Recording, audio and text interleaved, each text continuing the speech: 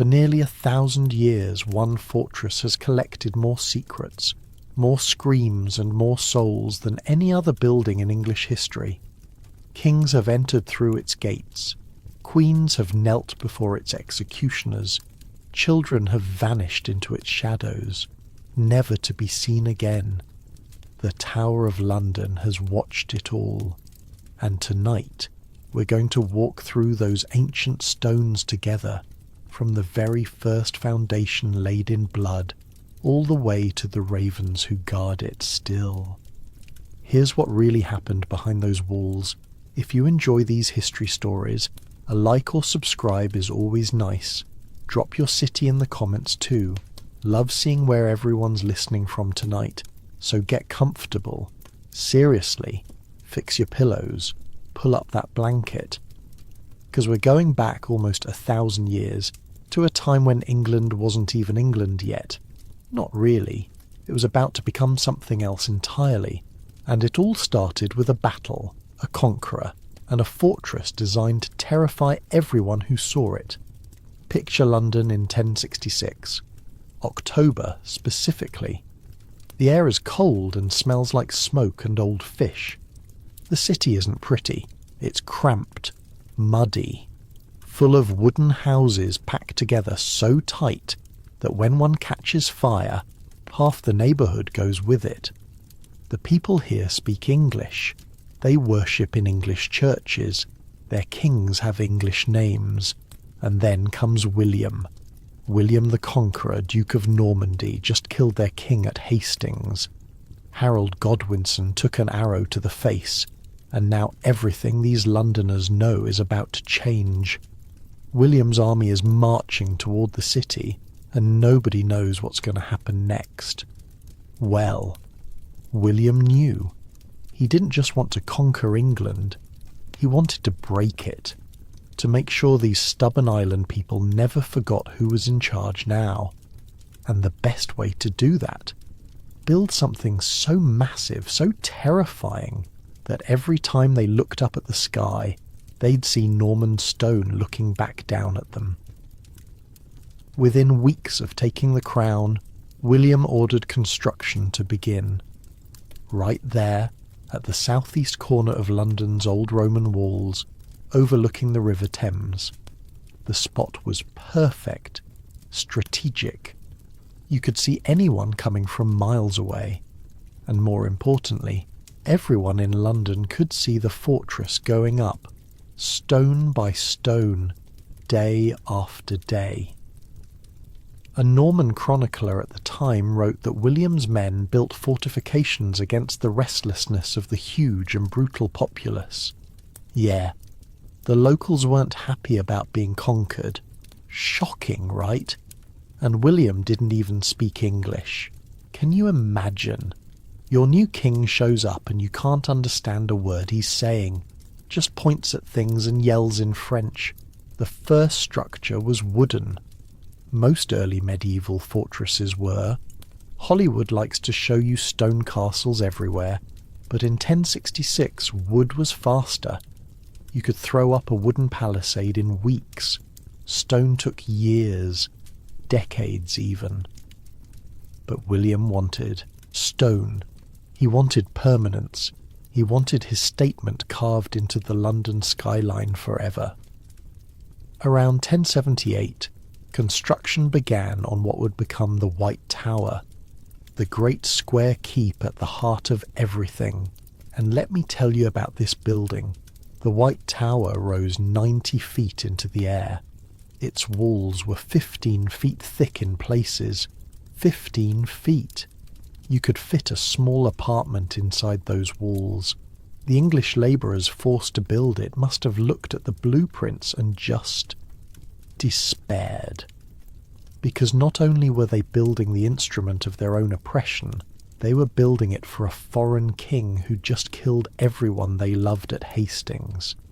The Anglo-Saxon Chronicle, which is basically a medieval English history book written by monks, complains that King William sorely burdened the unhappy people with forced labour on castles. They don't go into detail about how he motivated them. But use your imagination.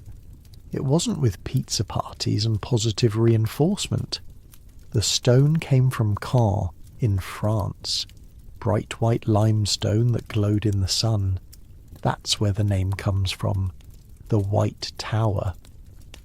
When it was finished, that pale stone must have looked almost ghostly against London's grey sky, like a giant ghost had settled itself right in the middle of the city and refused to leave.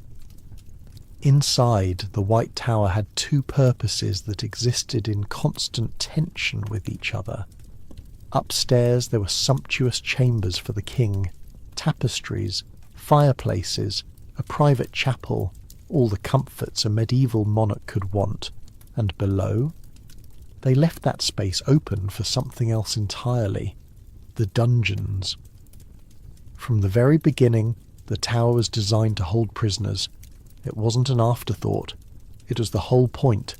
A royal stronghold and a prison, all in one convenient package. William died in 1087, but his legacy kept growing. His son, William Rufus, reinforced the tower with stone curtain walls, replacing those early wooden palisades. More towers went up, more walls. By the time Edward then got done with it in the late 1200s, the tower had become a concentric fortress. Multiple layers of walls, a deep moat fed by the Thames, and numerous intimidating towers bristling with arrow slits and murder holes. Each tower had a name: the Bloody Tower, the Salt Tower, the Bell Tower, the Wakefield Tower, names that would become synonymous with suffering over the centuries to come. Imagine standing inside those walls back then. The smell of horses and smoke and unwashed bodies packed together.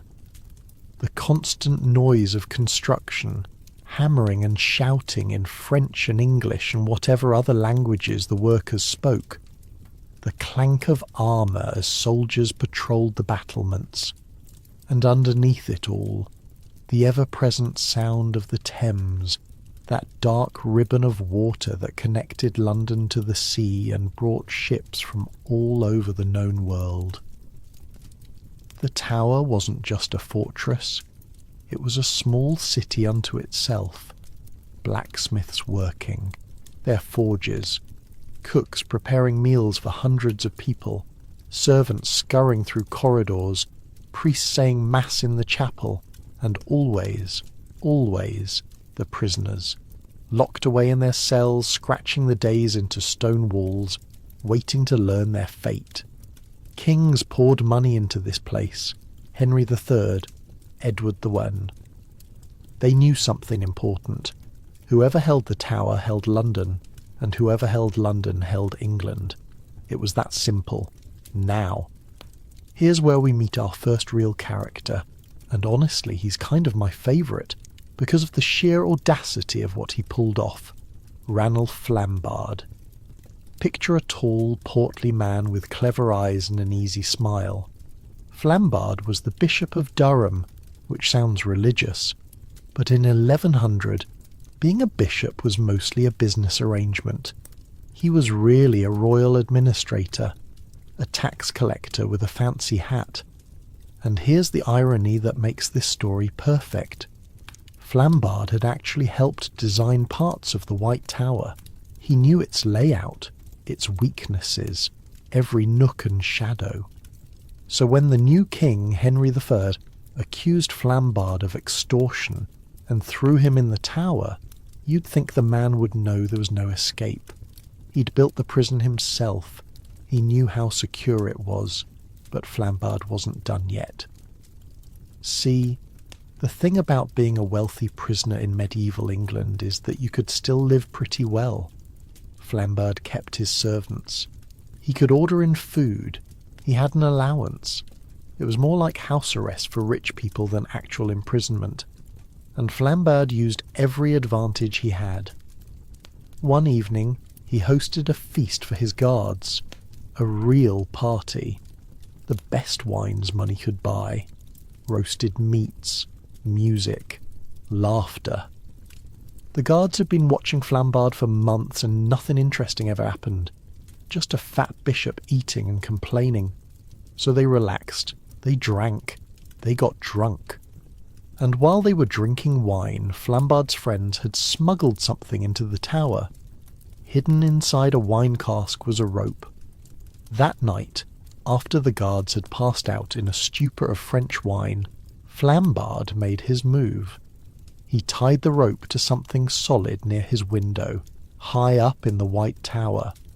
He looked down at the ground, maybe 90 feet below, and then this portly, middle-aged bishop climbed out the window and lowered himself down into the darkness. Associates were waiting below with horses. By the time the guards woke up the next morning, heads pounding, mouths tasting like something had died in them, Flambard was gone, vanished into the night like a ghost. He fled to Normandy, where he became chief advisor to Duke Robert, William the Conqueror's other son. He even led an army to try to invade England. It didn't work out, but still. The man escaped the most secure fortress in England and then tried to come back and conquer the place. You have to respect that. The escape was so audacious that one chronicler genuinely suggested Flambard must have used witchcraft. Because how else could anyone escape the Tower of London?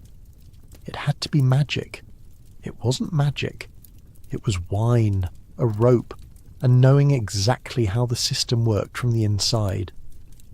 Flambard eventually reconciled with King Henry IV, got his old job back in Durham, lived to a ripe old age, died in bed, which is more than most people associated with the tower can say. He probably dined out on that escape story for decades. You can imagine him at dinner parties, wine in hand, telling the tale for the 100th time. Did I ever tell you about the time I escaped from the Tower of London? Yes, Ranulph, you tell us every time. Well, I'm telling you again.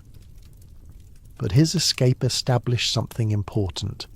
For the next 900 years, the tower would confine an endless parade of prisoners, traitors, heretics, princes, pretenders, queens, and common criminals.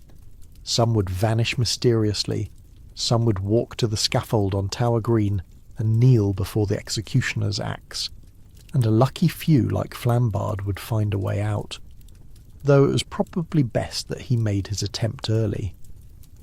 After that first escape, they started paying a lot more attention to security. Maybe a high window wasn't enough after all. The tower kept growing throughout the 1100s and 1200s. New walls, new towers, a moat that could be flooded from the Thames. Richard the Lionheart dug that moat in the 1190s, making the fortress even harder to approach. What's a castle without a moat, right? And here's the strange thing about living in the tower back then. Kings actually did live there. Not all the time, but regularly. The royal apartments were quite comfortable by medieval standards. Great halls where you could throw feasts, a chapel where you could pray, gardens where you could walk, all sitting right on top of the dungeons. You'd think that would be awkward. Good morning, Your Majesty. Sleep well? Oh, that screaming last night. Just the prisoners. Nothing to worry about. But that's how they thought about power back then. The king needed to be close to both sides of the coin. The velvet glove and the iron fist all in one building. The tower also became a treasury. The safest place in all of England. Where would you keep the crown jewels, the royal regalia, the wealth of an entire kingdom? Somewhere with 90-foot walls and 15-foot thick stone, obviously. Somewhere that made invaders take one look and think, you know what? Maybe not today. By 1300, the Tower of London was an imposing concentric castle, upgraded to withstand the latest threats. It bristled with archery towers and stone battlements. Military engineers from across Europe studied its design. This was state-of-the-art fortress technology. and everyone who saw it understood the message. Don't mess with the king. Don't mess with England. Don't mess with the tower. That message was carved into every stone, whispered in every rumour that spread through London's taverns. Parents used the tower to scare their children into behaving. Eat your vegetables or they'll send you to the tower. Not that the tower was actually full of children who didn't eat their vegetables, but the threat worked because everyone knew what happened inside those walls. Or rather, they imagined what happened. And imagination is often worse than reality. Sometimes. The tower employed hundreds of people by the late medieval period.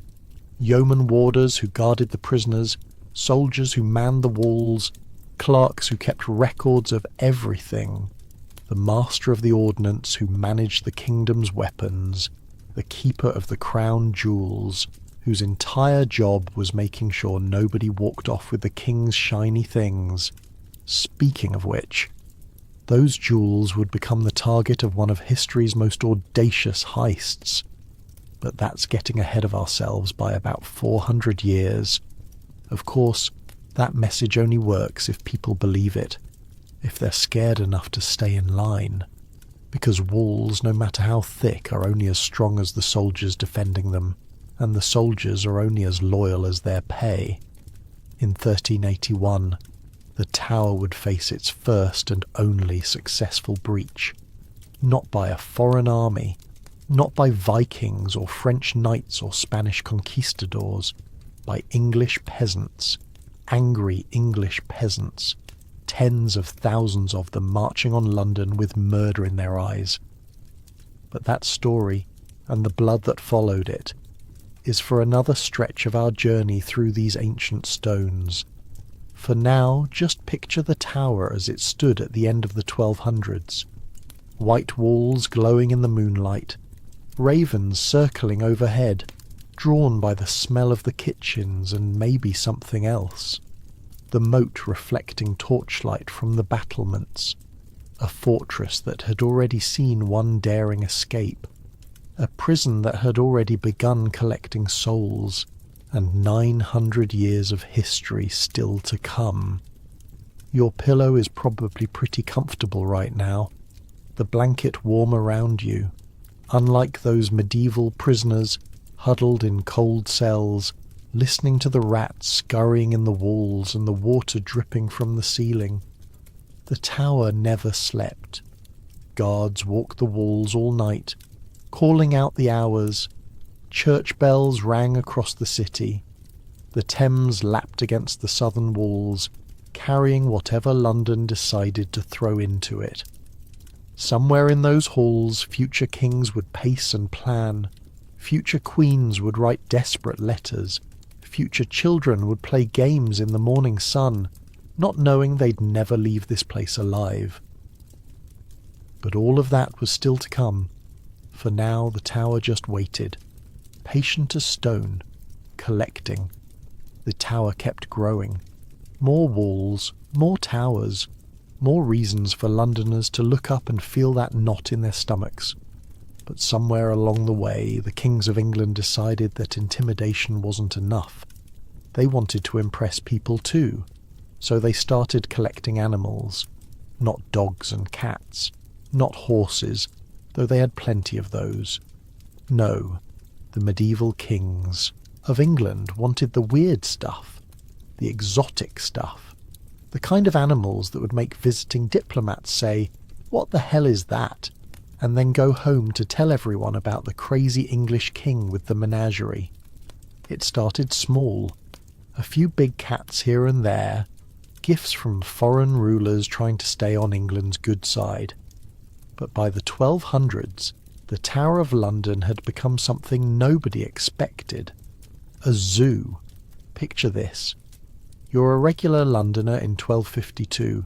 You're walking along the Thames, maybe heading to market, thinking about fish prices or whether your neighbour's cow got into your garden again. And then you hear it. A sound that doesn't belong. A deep, rumbling growl that makes the hair on your arms stand up. You look toward the tower, and there, behind the walls, you catch a glimpse of something impossible. A polar bear. I'm not making this up. King Henry III received a polar bear as a gift from the King of Norway. A massive white bear from the frozen north, shipped all the way to London and deposited in the tower like some kind of medieval FedEx delivery. Sign here for your Arctic predator, Your Majesty. Now, keeping a polar bear alive in medieval London presented some challenges. These animals eat a lot, and the royal treasury, despite being stuffed with coins, didn't want to spend forever on bear food. So they came up with a solution, a creative solution, a solution that, if you saw it today, you would assume was a fever dream. The sheriffs of London were instructed to buy the bear a long rope and a muzzle. Every day, keepers would attach this rope to the bear's collar and walk it down to the River Thames. They'd lead a polar bear through the streets of medieval London, past the fish markets and the docks, and the people who had definitely not signed up for this, and let it swim in the river, to catch its own fish for supper. Think about that for a second. Somewhere in medieval London, there's a guy whose job title is basically bear walker.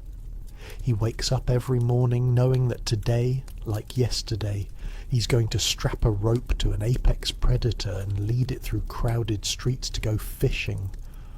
What do you even put on your resume after that? Experienced in Arctic wildlife management and urban predator logistics, crowds would gather to watch. Of course they would. This was the greatest free entertainment in 13th century England. A giant white bear from lands most Londoners couldn't even imagine, splashing around in the Thames, snatching fish with those massive paws. Kids probably beg their parents to take them. Please, father, can we go see the bear eat things? Street vendors probably set up shop nearby, selling meat pies and ale to spectators. Medieval tailgating for polar bear fishing. The whole thing sounds like something someone made up, but it's right there in the historical records. The sheriffs really did buy that rope. The bear really did fish in the Thames. The bear became a celebrity. And it wasn't alone for long. 3 years later, in 1255, King Henry III received another gift. This one from the King of France. And this one was even more unbelievable than the polar bear. An elephant. The first elephant ever seen in England. Ever. In the entire history of the island, no one had laid eyes on one of these creatures. They'd heard stories, sure, ancient tales from Roman times, travellers' accounts that most people assumed were exaggerated. But now there was an actual elephant standing in a special wooden house built near the tower gates. People lost their minds. A monk named Matthew Paris actually sketched the elephant. It's one of the earliest drawings of an elephant by someone who'd actually seen one, and honestly, it looks a little off. Like he couldn't quite believe what he was looking at, and his hand kept second-guessing his eyes. Londoners flocked to the tower to see this marvel. The first elephant. A creature from the edge of the world, from lands where everything was strange and wonderful, standing right there in London, eating hay and looking mildly confused about how it ended up here. Sadly, the elephant didn't last long. It died after about 2 years. The keepers had absolutely no idea how to care for an elephant. How could they? Nobody in England had ever seen one before. They were guessing, and some of their guesses were not great. One report claims they tried giving the elephant wine instead of water. They thought water might be bad for it. Wine apparently seemed like a safer bet. It wasn't. The poor creature probably died from a combination of wrong diet, wrong climate, and wrong everything. But for those 2 years, London had an elephant, the medieval equivalent of having a celebrity living in your neighbourhood. Oh yeah, the elephant. He's down by the tower.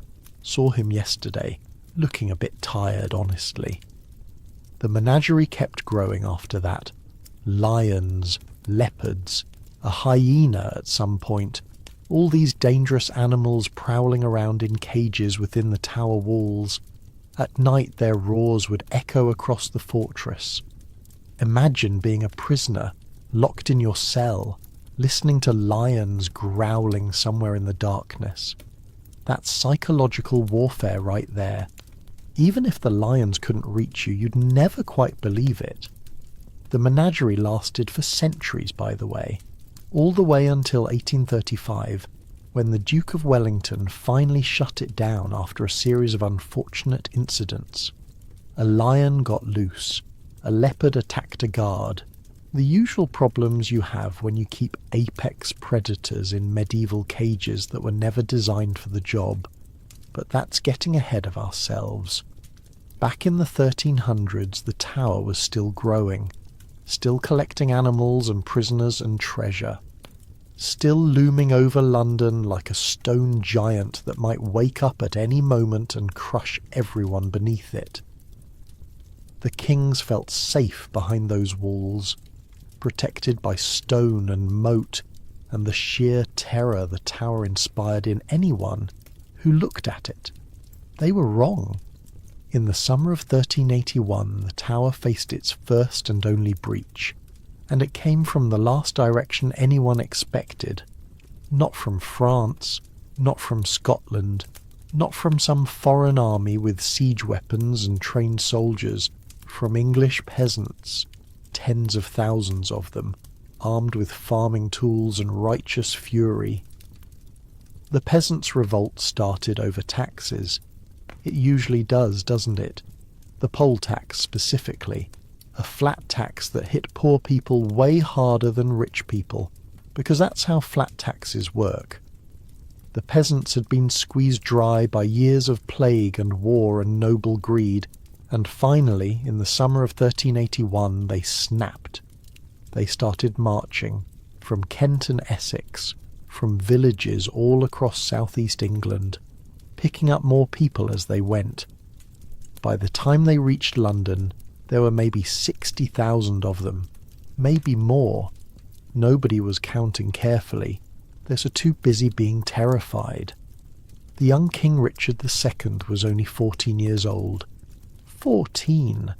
Barely old enough to shave, suddenly facing the largest armed uprising in English history. His advisers hustled him into the Tower of London for protection. His mother came too, the whole royal court cowering behind those famous walls, while an ocean of angry peasants crashed against the city. The rebels wanted the king's advisers, the men they blamed for their suffering. Specifically, they wanted Simon Sudbury, the Archbishop of Canterbury and Lord Chancellor, and they wanted Robert Hales, the royal treasurer, the money men, the policy makers, the ones who'd squeezed every last coin from people who had nothing left to give. Richard actually went out to meet the rebels. Can you imagine? 14 years old, climbing into a boat and floating down the Thames to parley with a mob that wanted blood. His advisers probably tried to stop him. Your Majesty, please, stay behind the walls. But Richard went anyway. Maybe he was brave, maybe he was naive, maybe he just didn't have any better options. The rebels were gathered at Mile End, shouting and waving their weapons. Farmers with pitchforks, blacksmiths with hammers, regular people who'd been pushed too far. Richard listened to their demands. He made promises, agreed to abolish serfdom, agreed to lower taxes, said whatever he had to say to calm them down. It worked, mostly. Some of the rebels went home, satisfied that the king had heard them, but others stayed. Others wanted more than promises. They wanted blood.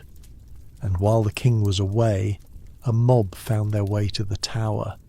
Here's where it gets murky. The garrison should have stopped them. The tower had soldiers, gates, walls, everything you need to hold off an army. But somehow the peasants just walked in. Maybe the guards were sympathetic. Maybe they were scared. Maybe they looked at that crowd and did the math and decided they didn't get paid enough to die for Simon Sudbury. Whatever the reason, the gates opened, and the rebels poured inside. They went everywhere, ransacking the royal apartments, lounging on the king's bed. One chronicler, Jean Froissart, describes them stroking the beards of the terrified guards as if they owned the place, joking around, making themselves at home in the most secure fortress in England. But they hadn't forgotten why they came. They found Simon Sudbury in the chapel of the White Tower, the Archbishop of Canterbury, one of the most powerful men in England, hiding in a church and praying for sanctuary. He didn't find any. They dragged him out. Him and Robert Hales and several other royal officials pulled them through the crowds past the cheering rebels out to Tower Hill, and there, in broad daylight, the mob cut off their heads. It wasn't quick. The executioner, if you can even call him that, was just some guy with an axe. No training, no skill. Reports say it took 8 blows to get Sudbury's head off. 8. The Archbishop probably wasn't dead until the 3rd or 4th. Just kneeling there on Tower Hill, feeling the axe bite again and again, while a mob cheered. They stuck the heads on pikes, paraded them through London, eventually mounted them on London Bridge, where executed traitors' heads usually went. Except these weren't traitors. They were the king's own ministers, killed by the king's own subjects. Tower Hill ran with noble blood that day, and the Tower of London, for the first and only time in its history, had been breached. Richard II survived. He was still out negotiating when the killings happened. When he returned and saw what had become of his advisors, what did he feel? Relief that it wasn't him, rage at the rebels, fear of what might come next. Whatever he felt, he buried it. This 14-year-old boy looked at the disaster unfolding around him and made a choice. He would not run. He would not hide. He would face the mob again. The next day, Richard rode out to Smithfield to meet Wat Tyler, one of the rebel leaders. The meeting went badly. Tyler got into an argument with the king's men. Someone drew a weapon. Tyler was stabbed, pulled from his horse, and killed on the spot. The rebels surged forward, ready to avenge their fallen leader. And Richard, this teenage king who just watched his advisors get butchered, rode straight toward them. "You shall have no captain but me," he shouted, or something like that. The chroniclers disagree on the exact words, but the meaning was clear. "Follow me. I'm your king. I'm all you've got now." And somehow, impossibly, they did. The rebels followed Richard away from Smithfield, followed him until his forces could surround them, followed him until it was too late to do anything but surrender. Within a few weeks the revolt had collapsed and the leaders were being hunted down and executed. Richard's promises disappeared like morning fog. Serfdom continued. The taxes came back. Everything the rebels had fought for evaporated, but the events of 1381 became part of the Tower's legend forever. Never again would anyone assume those walls were impenetrable. Never again would the garrison get complacent. The Tower's power came from fear, and fear only works if people believe in it. After that summer, they believed a little less. New security measures went into place, new protocols, the kind of changes you make when you've just watched a mob drag your Lord Chancellor out of a chapel and hack his head off in front of a cheering crowd. The tower adapted. It always did. That was its gift. 900 years of adapting to whatever England threw at it. New threats, new rulers, new definitions of treason. The medieval period was winding down, though nobody living through it knew that. The Wars of the Roses were coming, the Tudors after that, and the tower was about to enter its bloodiest era. Kings would be murdered in their sleep. Princes would vanish without a trace. Queens would kneel before the executioner's sword on Tower Green. But for now, in the aftermath of the revolt, the tower just sat there, licking its wounds, repairing its reputation, waiting for the next chapter. The lions still roared at night. The ravens still circled overhead. The Thames still lapped against the southern walls, carrying away whatever secrets the tower wanted to forget.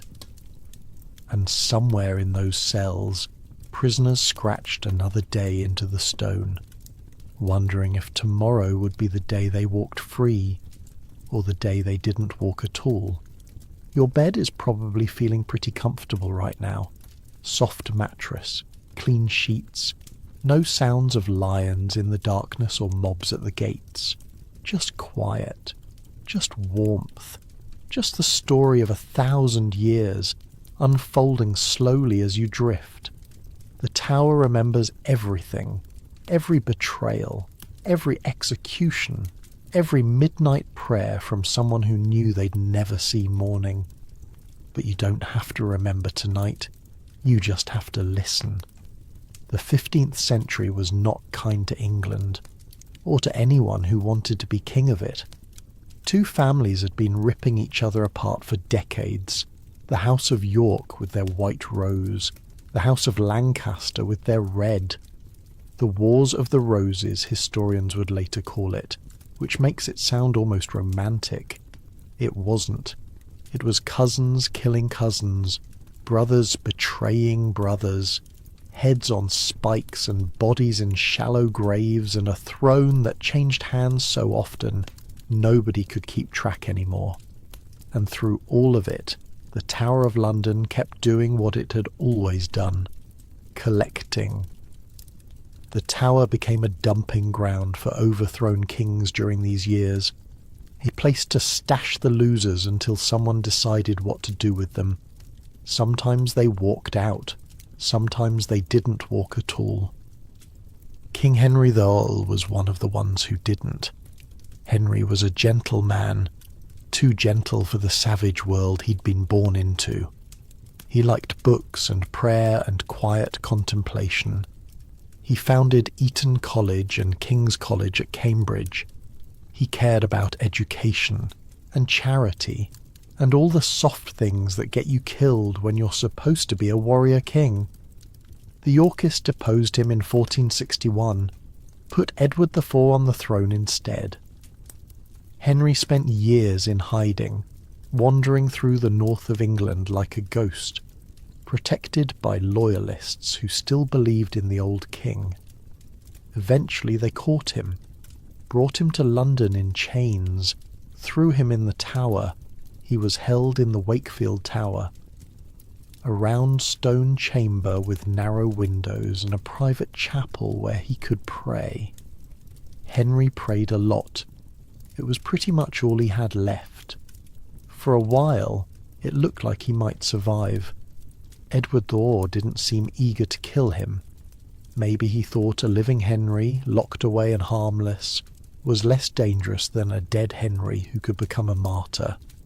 Political calculations, chess moves with human pieces.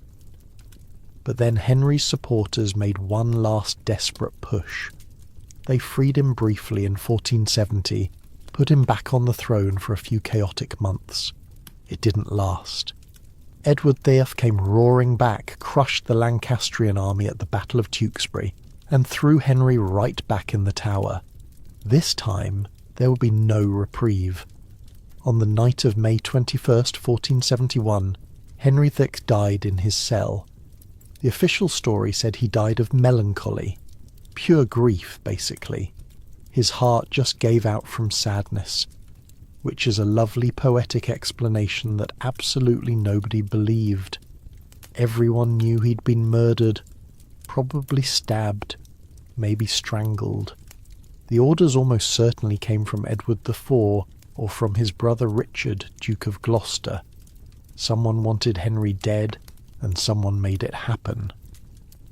Legend says Henry was kneeling in prayer when his killer entered the room, that he looked up from his devotions and saw death walking toward him, and simply accepted it.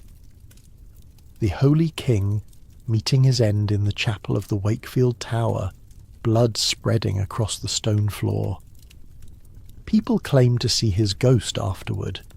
Every year on the anniversary of his death, witnesses reported a pale figure wandering the tower grounds. Henry VI still praying, still waiting, still wondering why the world was so cruel to gentle men. But Henry's death was just the beginning. The tower was about to witness something even darker, a crime so terrible that 500 years later, people still argue about who did it. The princes in the tower. Edward III died suddenly in April 1483. He was only 40 years old, in good health, and then he was just gone. Some kind of fever, maybe poison. Nobody knew for sure. He left behind 2 sons, Edward, 12 years old, now King Edward V, and Richard, 9 years old, Duke of York. 2 boys who had no idea their lives were about to become a nightmare. Edward Thorpe had named his brother Richard, Duke of Gloucester, as Lord Protector. Uncle Richard would look after the boys until young Edward was old enough to rule on his own. A straightforward plan, a sensible arrangement. Nothing about what followed was sensible. Uncle Richard intercepted young Edward on his way to London for his coronation, dismissed the boy's household, arrested several of his guardians, brought Edward to the Tower of London supposedly for his own protection. The Tower, where kings went to prepare for their coronations, sure, but also where kings went to disappear. A few weeks later, Uncle Richard convinced the boy's mother to send her younger son to join his brother. Richard, the 9-year-old, was pulled from sanctuary at Westminster Abbey, told he was going to keep his brother company, told everything would be fine. He walked into the Tower of London in June of 1483. He never walked out. Try to imagine those first days for the 2 brothers. Edward, the older one, probably understood what was happening. He'd been raised to be king. He knew about politics and power and how quickly fortunes could change. He knew his uncle's reputation. Richard, the younger boy, probably didn't understand at all. 9 years old, suddenly ripped away from his mother, told he was going to play with his brother. Excited, maybe, to see Edward again, not knowing that protection sometimes means imprisonment when you're talking about medieval royals. They had servants, they had food, they had comfortable rooms by Tower standards, but they also had guards, and the guards reported to their uncle, not to them. For a while, people saw the boys around the Tower grounds. They'd catch glimpses of them playing in the gardens, shooting arrows at targets, running around the courtyards like normal children, except for the guards always watching. Always watching. An Italian diplomat named Dominic Mancini was in London that summer. He wrote about the princes, described how they were seen less and less as the weeks went by, like they were fading, disappearing in slow motion right before everyone's eyes. Mancini also wrote something haunting about Edward, the older boy. A doctor visited him regularly, and the doctor reported that Edward sought remission of his sins by daily confession and penance, because he believed that death was facing him. 12 years old, confessing his sins every day, preparing to die. What does a 12-year-old even confess?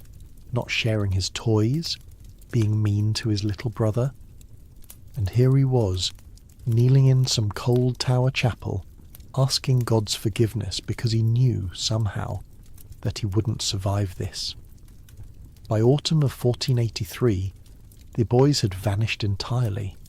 No more glimpses in the gardens, no more sounds of children playing, just silence from the royal apartments where two princes had been living. And their uncle, their devoted uncle who was supposed to protect them, he was busy having Parliament declare the boys illegitimate, busy claiming that Edward theirs marriage had been invalid all along, busy putting a crown on his own head and calling himself King Richard III. Nobody asked where the boys had gone. Nobody dared.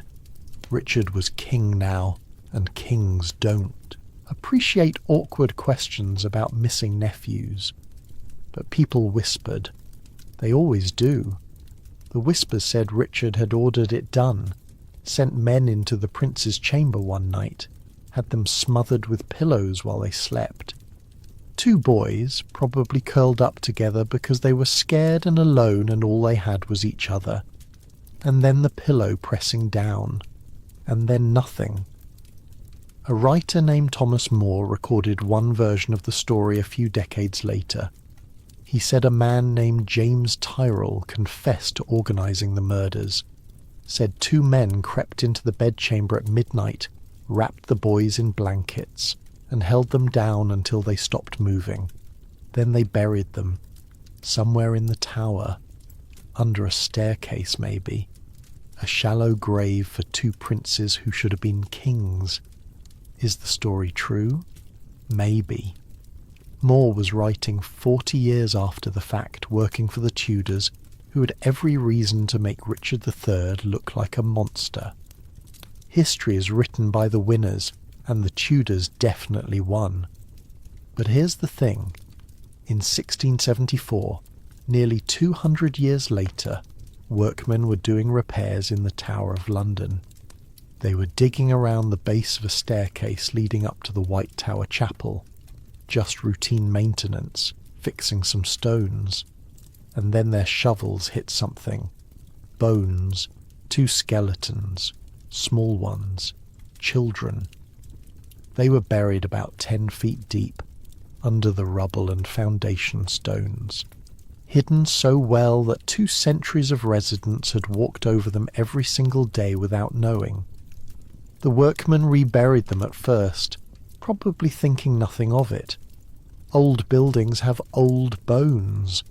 London is practically built on bones. Medieval plagues, Roman graveyards. Every time you dig in London you find somebody. But then someone important found out about the discovery. Someone who knew the story of the princes. Someone who realised what those bones might mean. King Charles II ordered the bones exhumed, examined, and then, in 1678, he had them placed in a marble urn and interred at Westminster Abbey, right there with the other kings and queens of England. The inscription on the urn reads, "Here lie the remains of Edward V, King of England, and Richard, Duke of York." Case closed? Not exactly. Scientists examined the bones in 1933. They thought the skeletons matched the ages of the princes, but they couldn't determine the sex, couldn't pin down the date of death with any precision. The bones were old, yes, child-sized, yes, but were they really Edward and Richard, or just 2 random medieval children who died of plague or accident or any of the 1,000 things that killed kids back then? The Abbey has refused to allow modern DNA testing, so we'll probably never know for sure. The bones rest in their marble urn, and the mystery remains unsolved. Maybe Richard III did it. He had the motive and the opportunity. Those boys stood between him and the throne, and once they were gone, nobody could challenge his claim. Or maybe it was the Duke of Buckingham. He was close to Richard at first, then turned against him. Some historians think Buckingham killed the princes on his own, hoping to blame Richard later, or maybe, just maybe, the boys survived. There were pretenders later, men who claimed to be the lost princes all grown up. One of them, a guy called Perkin Warbeck, was so convincing that European courts treated him like royalty for years. Was he really Richard, the younger prince somehow escaped? Probably not. But the fact that people believed him shows how much everyone wanted a different ending to this story. Because the ending we got is unbearable. 2 children, 12 and 9 years old, betrayed by the uncle who was supposed to protect them, murdered in their sleep and buried under a staircase like garbage. And we don't even know for certain who gave the order. The tower has seen a lot of death. Executions with ceremonies and crowds and official warrants signed by kings. But this was different. This was secret. This was small bodies in a shallow grave and a conspiracy of silence that lasted for centuries. When people say the Tower of London is haunted, the princes are usually the first ghosts they mention. 2 small figures holding hands gliding down the corridors late at night, wearing the white nightgowns they died in, looking for someone to help them. Guards have reported seeing them for centuries, always the same description. 2 boys, holding hands, silent, moving through the walls like they're not even there, which of course, they're not. They haven't been there for 500 years. If ghosts are real, if they're the echoes of violent deaths and unfinished business, then the princes have every right to haunt this place. Betrayed by family, murdered in their sleep, buried in secret and forgotten for 200 years. That's enough unfinished business for a dozen ghosts. Nobody ever helps them. How could they? It's been 500 years. The boys are beyond helping now. Richard III didn't last long after the princes disappeared. 2 years later, he was dead on Bosworth Field, killed by the army of Henry Tudor, the last English king to die in battle. They stripped his corpse, threw it over a horse, and paraded it through the streets so everyone could see that the king who stole the throne was finally gone. No grave for Richard. Not a proper one anyway. Not for centuries. They tossed his body in a hastily dug pit at Greyfriars Friary and forgot about it. The church was torn down during Henry VIII's dissolution of the monasteries. The exact location of Richard's body was lost. Only in 2012 did archaeologists find his skeleton under a parking lot in Leicester. Scoliosis curving his spine, just like the Tudor propaganda had always claimed. Wounds on his skull from the battle that killed him. A blade through the back of the head.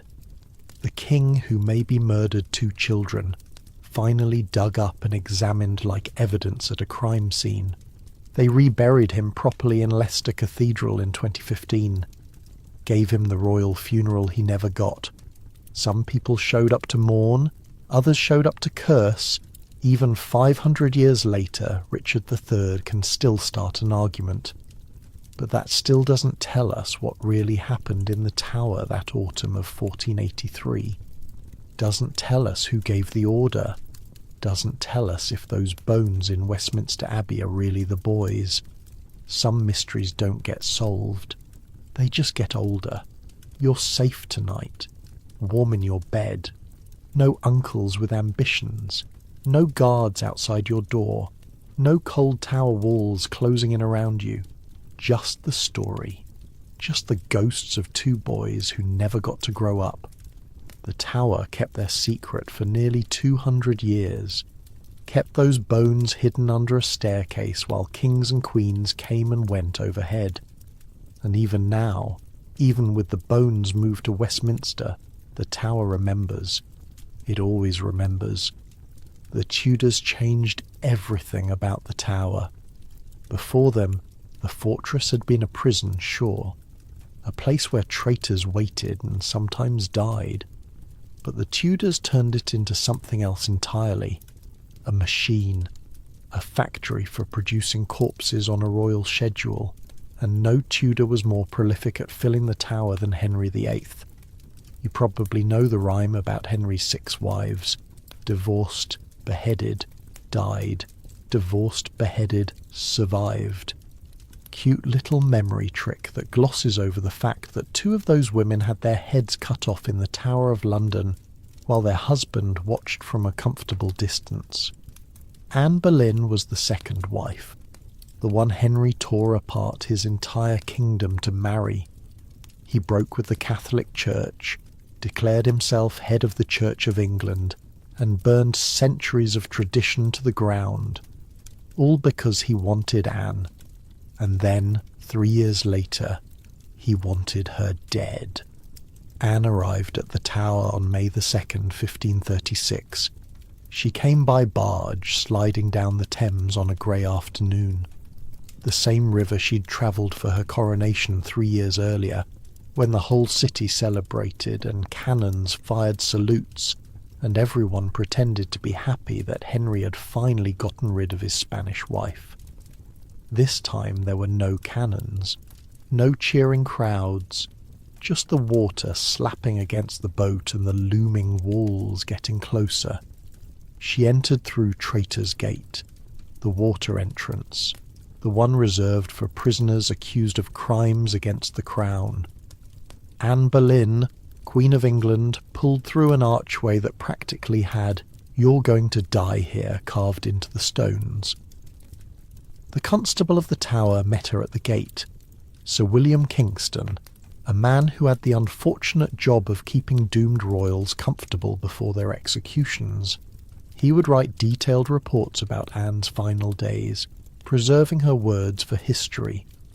We know what she said because Kingston wrote it all down. When Anne stepped onto the landing, she asked Kingston a question. Would she be placed in a dungeon? No, he told her. She would be lodged in the royal apartments, the same rooms where she'd stayed before her coronation. Anne laughed. The kind of laugh that isn't really laughing. She said the lodging was too good for her. Then she fell to her knees and started weeping. Then she started laughing again, weeping and laughing back and forth, while Kingston stood there awkwardly and guards pretended not to watch. She was having a breakdown. Right there on the stones of the tower, the Queen was cracking apart. Can you blame her? 2 days earlier, she'd been at a jousting tournament, watching knights compete in her honour. Henry had been there too, sitting beside her in the royal box. Then a messenger arrived. Henry read the message, stood up without a word and left. Just walked out. Didn't even look at Anne. She never saw him again. Within hours she'd been arrested, accused of adultery, accused of treason, accused of plotting to kill the king, accused of sleeping with 5 different men, including her own brother, George Boleyn, Lord Rochford. The person she'd grown up with, confided in, relied on through all the chaos of court life. They said she'd committed incest with him, that the 2 of them had conspired together against the king. George was arrested too, thrown in the Tower right alongside his sister. They would die within days of each other, executed for crimes they didn't commit, separated by walls but probably close enough to hear each other's footsteps in the night. None of it was true. Historians have picked apart the charges for 5 centuries, and the conclusion is pretty much unanimous. Anne Boleyn was framed. Henry wanted a new wife, a wife who could give him a son, and the only way to get one was to get rid of Anne permanently.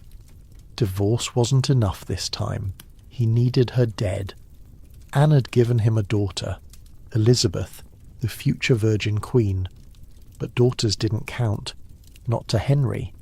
He needed a male heir, a boy to continue his dynasty, and Anne had failed. Worse, she'd recently miscarried a son.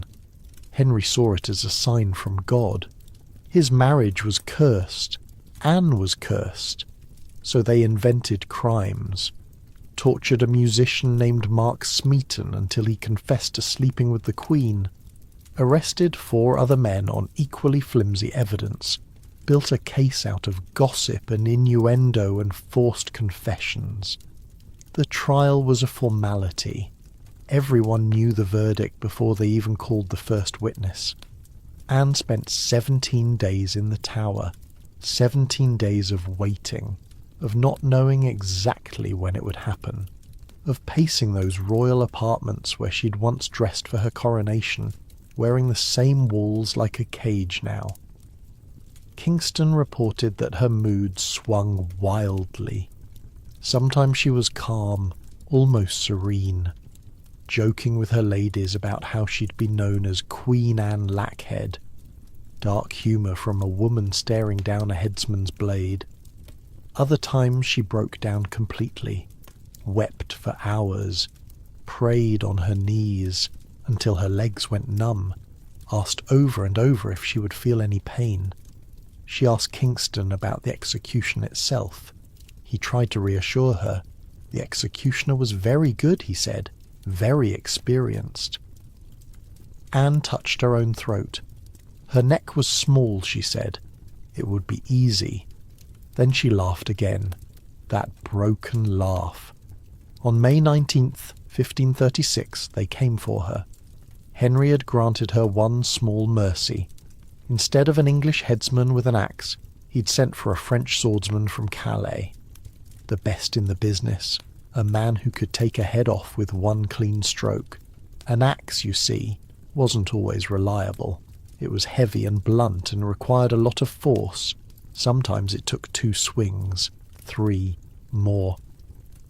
The crowd would watch as the executioner hacked away at some poor soul's neck, blood everywhere, the victim still alive and screaming after the first blow.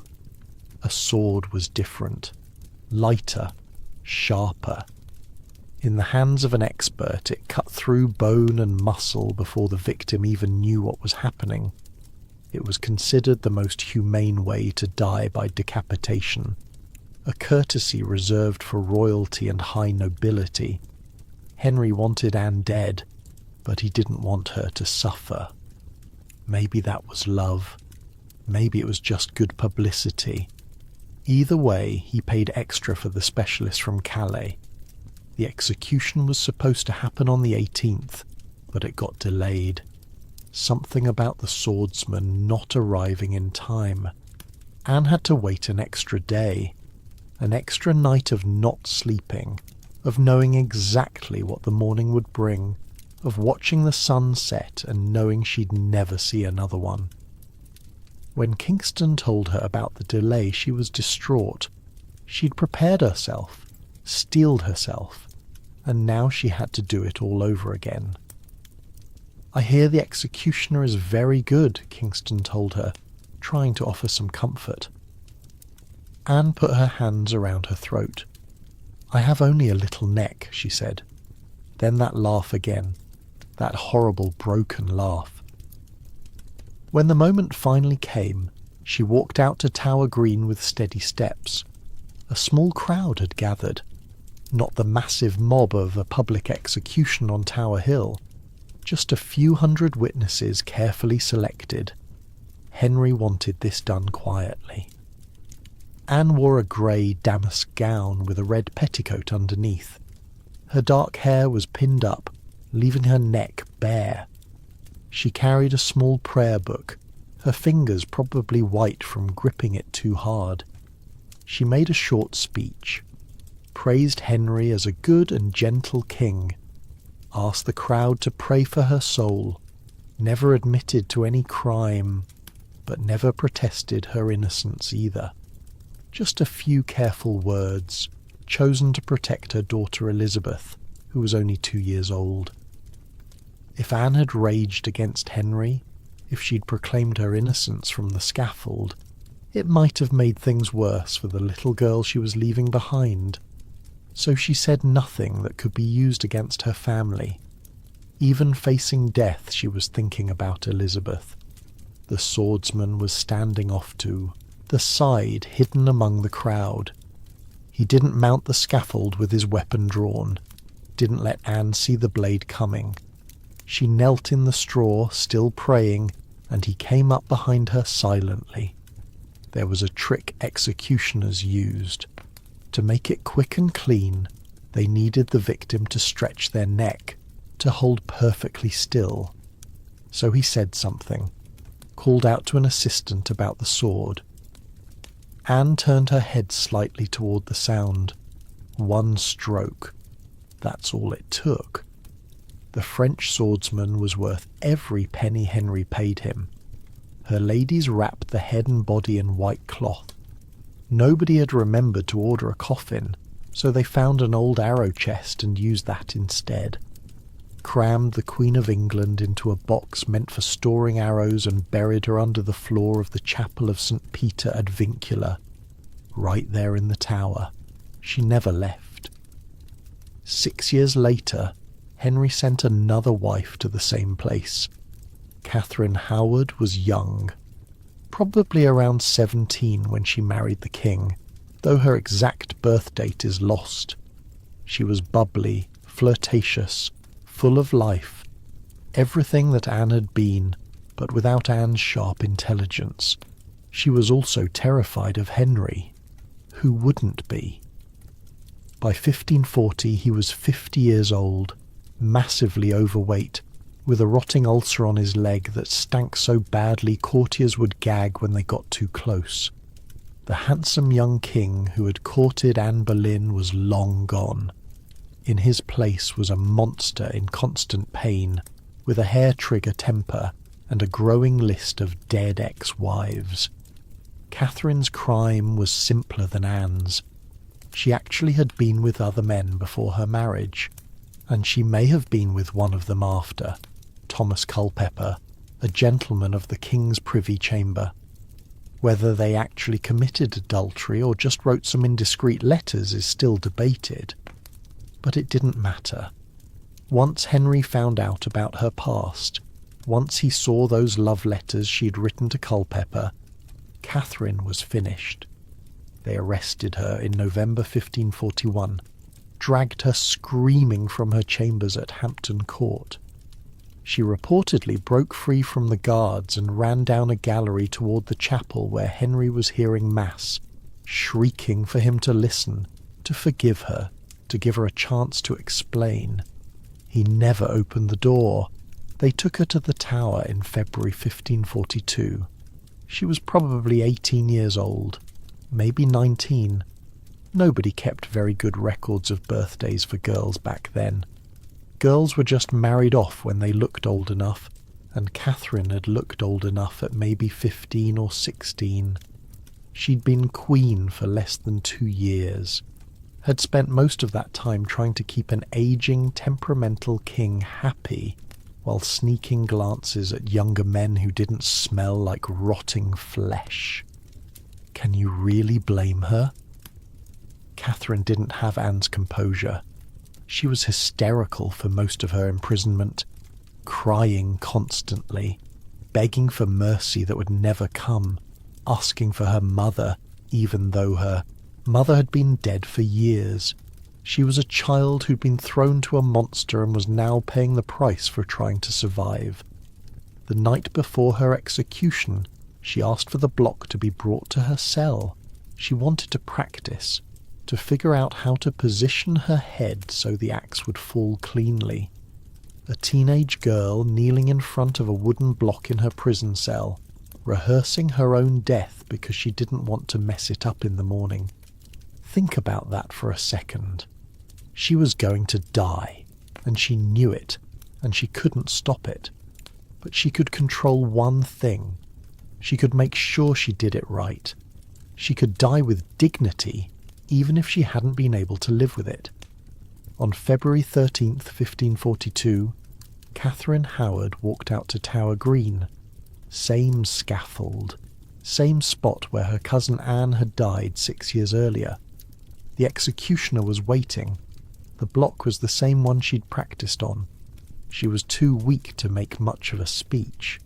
just asked people to pray for her soul. Then she knelt down, laid her head on the block she'd practiced with the night before, and waited for the axe. They buried her next to Anne. Two of Henry's queens lying side by side under the chapel floor, cousins in life, neighbours in death. Henry would marry 4 more times after Catherine. Jane Seymour died, giving him a son. Anne of Cleves he divorced. Catherine Parr outlived him. The Tower didn't claim any more of his wives, but it had already taken enough. The chapel of St. Peter ad Vincula is still there. You can visit it today if you take the Tower tour. There's a memorial marking the spot where Anne and Catherine are buried, along with other executed nobles. Tour guides will tell you it's one of the most haunted spots in London. Visitors report feeling suddenly cold, hearing whispers, sensing presences that shouldn't be there. A woman in a grey dress glimpsed in the corner of your eye, gone when you turn to look. Anne, they say, still walking the grounds where she spent her last days, still touching her throat where the sword cut clean.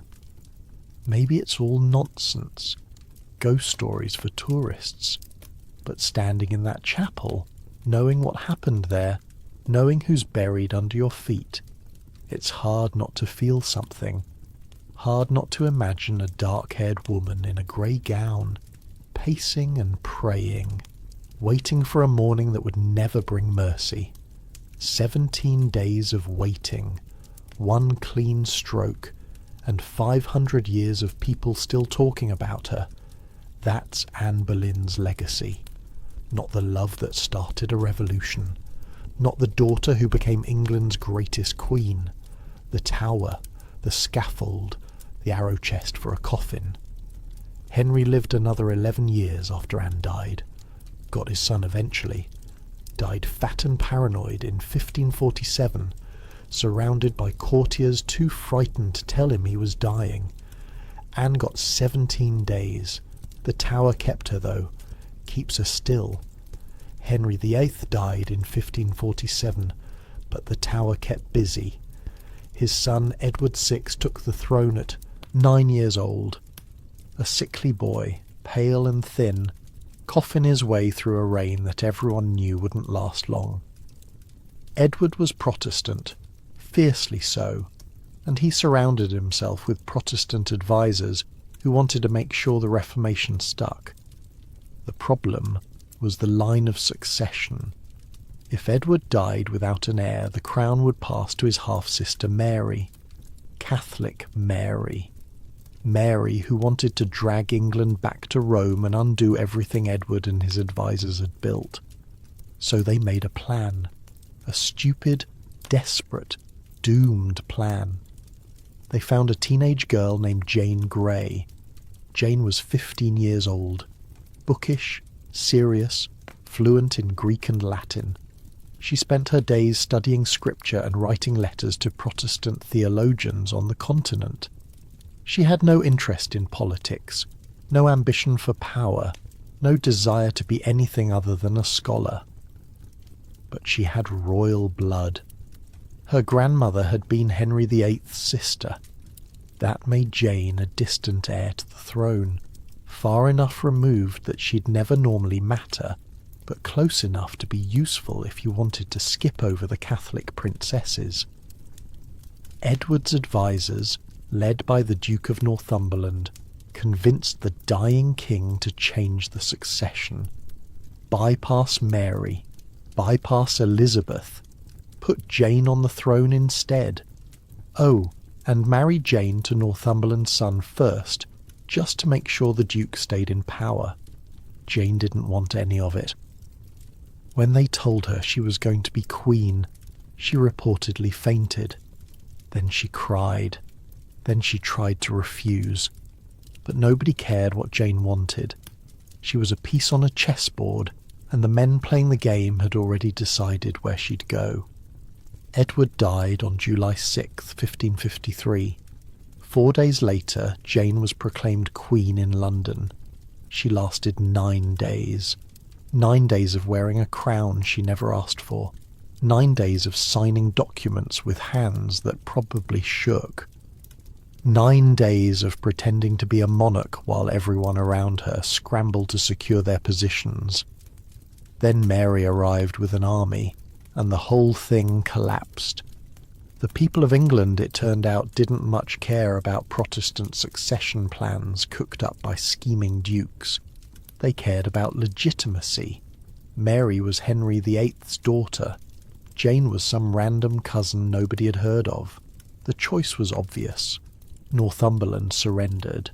His allies fled or switched sides. And Jane? Jane went to the Tower, not as a queen this time, as a prisoner. They kept her in the gentleman jailer's house, which sounds almost pleasant until you remember she was waiting to die. Her husband, Guildford Dudley, was held separately in the Beauchamp Tower. They could see each other's prisons from certain windows, could wave, maybe, if the guards allowed it. 2 teenagers who'd been married against their will, imprisoned for a scheme they hadn't invented, waiting to find out if they'd survive.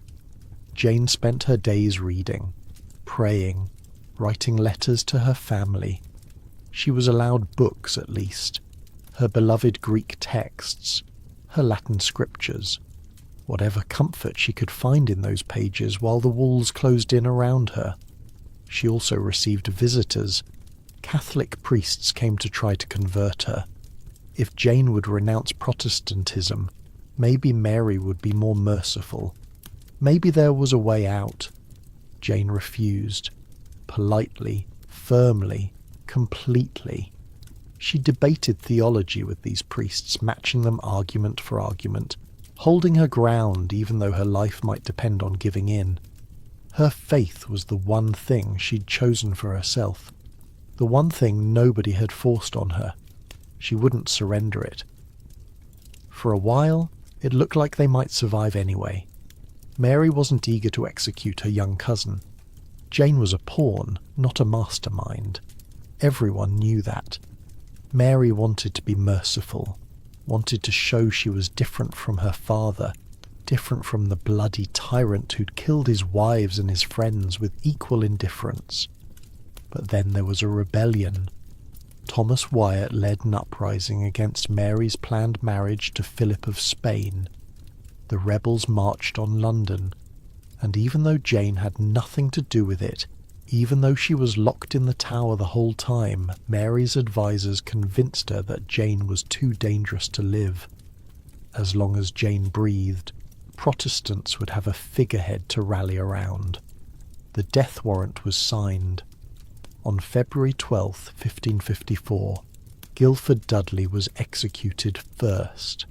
They took him to Tower Hill, the public execution ground, where crowds could watch and jeer. He was maybe 17 years old. Walked out to the scaffold, said his prayers, laid his head on the block. Jane was watching from a window. She saw the cart come back, saw her husband's body, headless, wrapped in bloody cloth, saw them carry what was left of him past her prison toward the chapel where he'd be buried. "Oh, Guildford, Guildford," she reportedly said. An hour later, it was her turn. They didn't take Jane to Tower Hill. Too risky. A 16-year-old girl crying and praying, being led to her death in front of thousands. The crowd might turn ugly, might feel sympathy, might start asking uncomfortable questions about why exactly this child had to die. So they built a scaffold on Tower Green instead. Private, contained. Just a few dozen witnesses, carefully selected. Jane walked out in a simple black dress. She carried a prayer book, gripped so tight her knuckles were white. Her ladies-in-waiting followed behind her, weeping. Jane wasn't weeping. Not yet. She made a short speech, admitted that she'd broken the law by accepting the crown, even though she'd been pressured into it, asked the small crowd to pray for her soul, never blamed Mary, never blamed the men who'd put her in this position. Just a quiet admission of technical guilt and a request for prayers. Then she knelt. The executioner asked her forgiveness, as tradition required. She gave it, told him to dispatch her quickly. Then she tied a blindfold over her own eyes. And here's where it went wrong. Jane couldn't see the block. She'd blindfolded herself before getting into position, and now she was kneeling in darkness, hands outstretched, feeling for wood that wasn't where she expected it.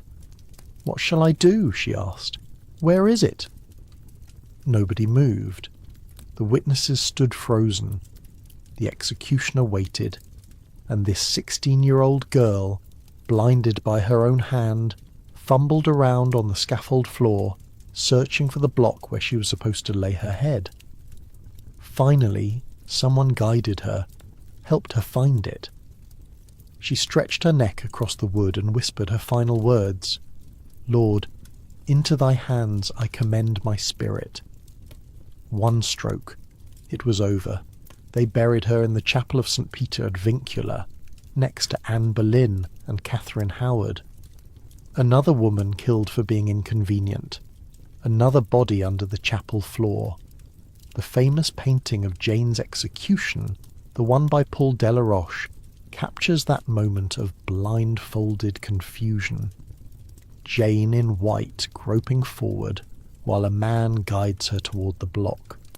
It's not historically accurate in the details, but it gets something right about the horror, the helplessness, the way even death couldn't be dignified when you were blindfolded and alone and nobody would tell you where to put your head. But Jane wasn't the only woman who died badly in the Tower during these years. Margaret Pole, Countess of Salisbury, had the worst death of all. Margaret was old, 67 years old in 1541, which was ancient by Tudor standards. She'd survived decades of political chaos. Her father had been executed by Edward IV, her brother had been executed by Henry VII. She'd outlived them all, navigating the treacherous waters of court life with a combination of caution and stubbornness. But she had Plantagenet blood, royal blood from the old dynasty, and Henry VIII had become paranoid about anyone with a claim to the throne, however distant. When Margaret's son Reginald Pole denounced Henry's religious policies from the safety of Rome, Henry couldn't touch him, so he went after the family instead. Arrested Margaret, threw her in the Tower, charged her with treason based on the flimsiest of evidence. She was kept in brutal conditions. Cold cells, inadequate food, no warm clothes for an elderly woman in an English winter. She reportedly had to beg for basic necessities. The richest woman in England, reduced to pleading for a blanket. Henry let her rot for 2.5 years. Maybe he was hoping she'd die on her own, spare him the awkwardness of executing a 67-year-old lady. But Margaret was stubborn. She refused to die conveniently. So on May 27th, 1541, they came for her. The execution was rushed. No proper scaffold, no skilled headsman, just a low wooden block, and a young, inexperienced executioner who had probably never killed anyone before. Margaret refused to kneel, refused to lay her head on the block like a common criminal. She was a Plantagenet, descended from kings, and she would not grovel for these upstart Tudors.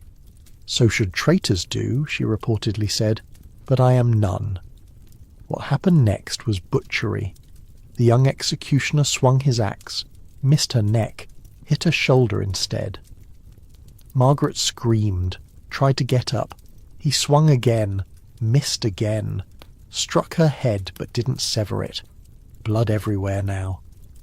Margaret still moving, still alive, this ancient woman being hacked apart in slow motion. It took 11 strokes to kill her. 11! Witnesses were horrified. Even by the standards of Tudor executions, this was beyond the pale. One account describes Margaret trying to run from the block, the executioner chasing her, swinging wildly. It reads like a nightmare. It probably was one for everyone who had to watch. They threw what was left of her into the chapel with the others. Another body for the pile, another ghost for the tower. But not everyone who entered the tower died there. 2 months after Jane Grey's execution, another young woman arrived at Traitor's Gate. She was 20 years old, red-haired, terrified, and she would one day become the greatest monarch England had ever known, Princess Elizabeth. Mary had turned on her half-sister, suspected her of involvement in Wyatt's rebellion, probably suspected her of just existing, of being Protestant, of being Anne Boleyn's daughter. All the old hatreds between their mothers, Catherine of Aragon and Anne Boleyn, had been inherited by the daughters. Elizabeth was arrested and brought to the Tower by barge. When she reached Traitor's Gate, the water entrance, she refused to get out, sat in the boat in the pouring rain, arguing with her guards. "Here lands as true a subject as ever landed at these stairs," she finally said as she stepped onto the wet stones. Then she sat down on them, just sat there, in the rain, refusing to move. A guard urged her to come inside. It was wet. It was cold. She was getting soaked. "Better sitting here than in a worse place," Elizabeth replied. She knew where she was, knew what happened to people who entered through that gate. Her own mother had come through there 18 years before and never left alive. Eventually they got her inside, lodged her in the bell tower, the same rooms where Thomas More had been kept before his execution, the same rooms where Anne Boleyn had waited for death. Elizabeth knew the history, knew she was sleeping in the shadow of the dead. She scratched words on her window with a diamond ring, poems about her imprisonment, her innocence, her fear. Some say she wrote on the glass itself, others that she carved into the stone walls. Either way, she was leaving her mark, making sure that if she died here, something of her would remain. She also wrote letters, careful, desperate letters to Mary, protesting her innocence, begging for an audience, asking to at least face her accuser, to know what evidence existed against her. Mary refused to see her, wouldn't even read the letters at first. The half-sisters who'd once been close, back when Elizabeth was a child and Mary was her kind older sister, were now enemies, and enemies didn't get audiences. Elizabeth spent 2 months in the Tower, 2 months of not knowing if each day would be her last, 2 months of watching other prisoners come and go, some to freedom, some to the scaffold, 2 months of waiting for Mary to decide whether a half-sister was worth killing. She was allowed to walk in the Tower garden sometimes, under heavy guard. Even that small freedom was controversial. Some of Mary's advisers wanted Elizabeth kept in total isolation. They said she was too dangerous, too charming, too likely to win sympathy from her guards. There's a story, probably apocryphal but telling nonetheless, about a little boy, the son of one of the Tower officials, maybe 4 or 5 years old. He would bring Elizabeth flowers when she walked in the garden, tiny bouquets of whatever was blooming, offered up by small hands to the imprisoned princess. When Mary's council heard about this, they were furious, interrogated the child's father, demanded to know if he was part of some conspiracy. The man barely escaped punishment. That was the atmosphere Elizabeth lived in. Every kindness was suspicious. Every friendly face was a potential trap. Every day could bring the order that would end her life.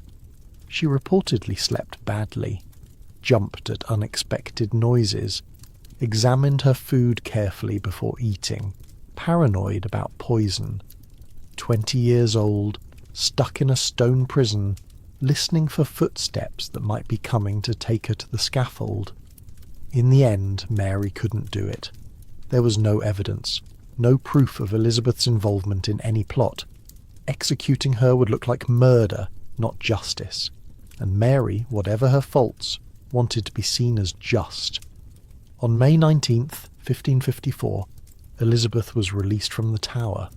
May 19th, the anniversary of Anne Boleyn's execution. The day her mother had died on that same ground 18 years earlier. Coincidence? Maybe. Or maybe someone in Mary's court had a cruel sense of humour. Elizabeth walked out through the same gate she'd entered, climbed into a barge, floated away down the Thames, never looked back. She would return to the Tower 4 years later, not as a prisoner, as a queen. Mary died in 1558, and Elizabeth inherited the crown that had almost killed her. She processed through the Tower before her coronation, the way monarchs always did. But she must have felt them, all those ghosts. Her mother's ghost, most of all. The woman who died so Elizabeth could be born, whose blood had soaked into the stones of Tower Green. Elizabeth would reign for 45 years, beat the Spanish Armada, preside over a golden age of English culture, become one of history's most legendary rulers. And it all almost ended in the Tower, almost ended with her head on a block, another body for the chapel floor. She never forgot it, never forgot how close she'd come. For the rest of her life, Elizabeth kept May 19th as a private day of mourning, a day to remember her mother, a day to remember her own survival. The Tower had let her go. It didn't let everyone go, but it let Elizabeth go. Maybe that was the real miracle. The Tower had many purposes over the centuries: royal residence, armoury, mint, menagerie, prison. But there was one purpose nobody talked about in polite company. Somewhere in the bowels of the fortress, below the grand halls and comfortable apartments, there were rooms designed for one thing only: making people talk. The English government didn't officially approve of torture, not like the French with their elaborate judicial systems built around it. In England, torture required special authorization, a royal warrant signed by the monarch or the Privy Council. It was supposed to be rare, reserved for the most serious cases: treason, conspiracy, threats to the realm. In practice, those warrants came more often than anyone wanted to admit.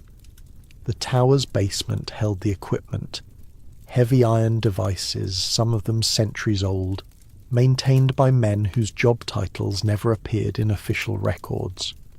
These weren't executioners. Executioners worked in public, performed a civic duty, went home to their families afterward. The men who worked in the Tower's dungeons operated in shadow. Their names are mostly lost to history. The rack was the most famous. You've probably heard of it. A wooden frame, about the size of a bed, with rollers at each end. The prisoners' wrists were tied to one roller, their ankles to the other. Then the torturer started turning, slowly, inch by inch. The body stretching, joints separating, muscles tearing. The pain was supposed to be indescribable. Prisoners would confess to anything just to make it stop. Confess to crimes they'd committed, crimes they hadn't committed, crimes they'd never even heard of. The rack at the Tower had a nickname: the Duke of Exeter's daughter, named after a constable who had supposedly improved the design in the 1400s, made it more efficient at pulling people apart. Gallows humour. The kind of joke that only makes sense when you're surrounded by horror. Then there was the scavenger's daughter, the opposite of the rack. Instead of stretching the body out, this device compressed it. An iron frame that forced the victim into a crouching position, head pressed down to knees, body folded in half. The pressure built gradually. Blood vessels burst, bleeding from the nose and ears. Some prisoners' ribs cracked under the strain.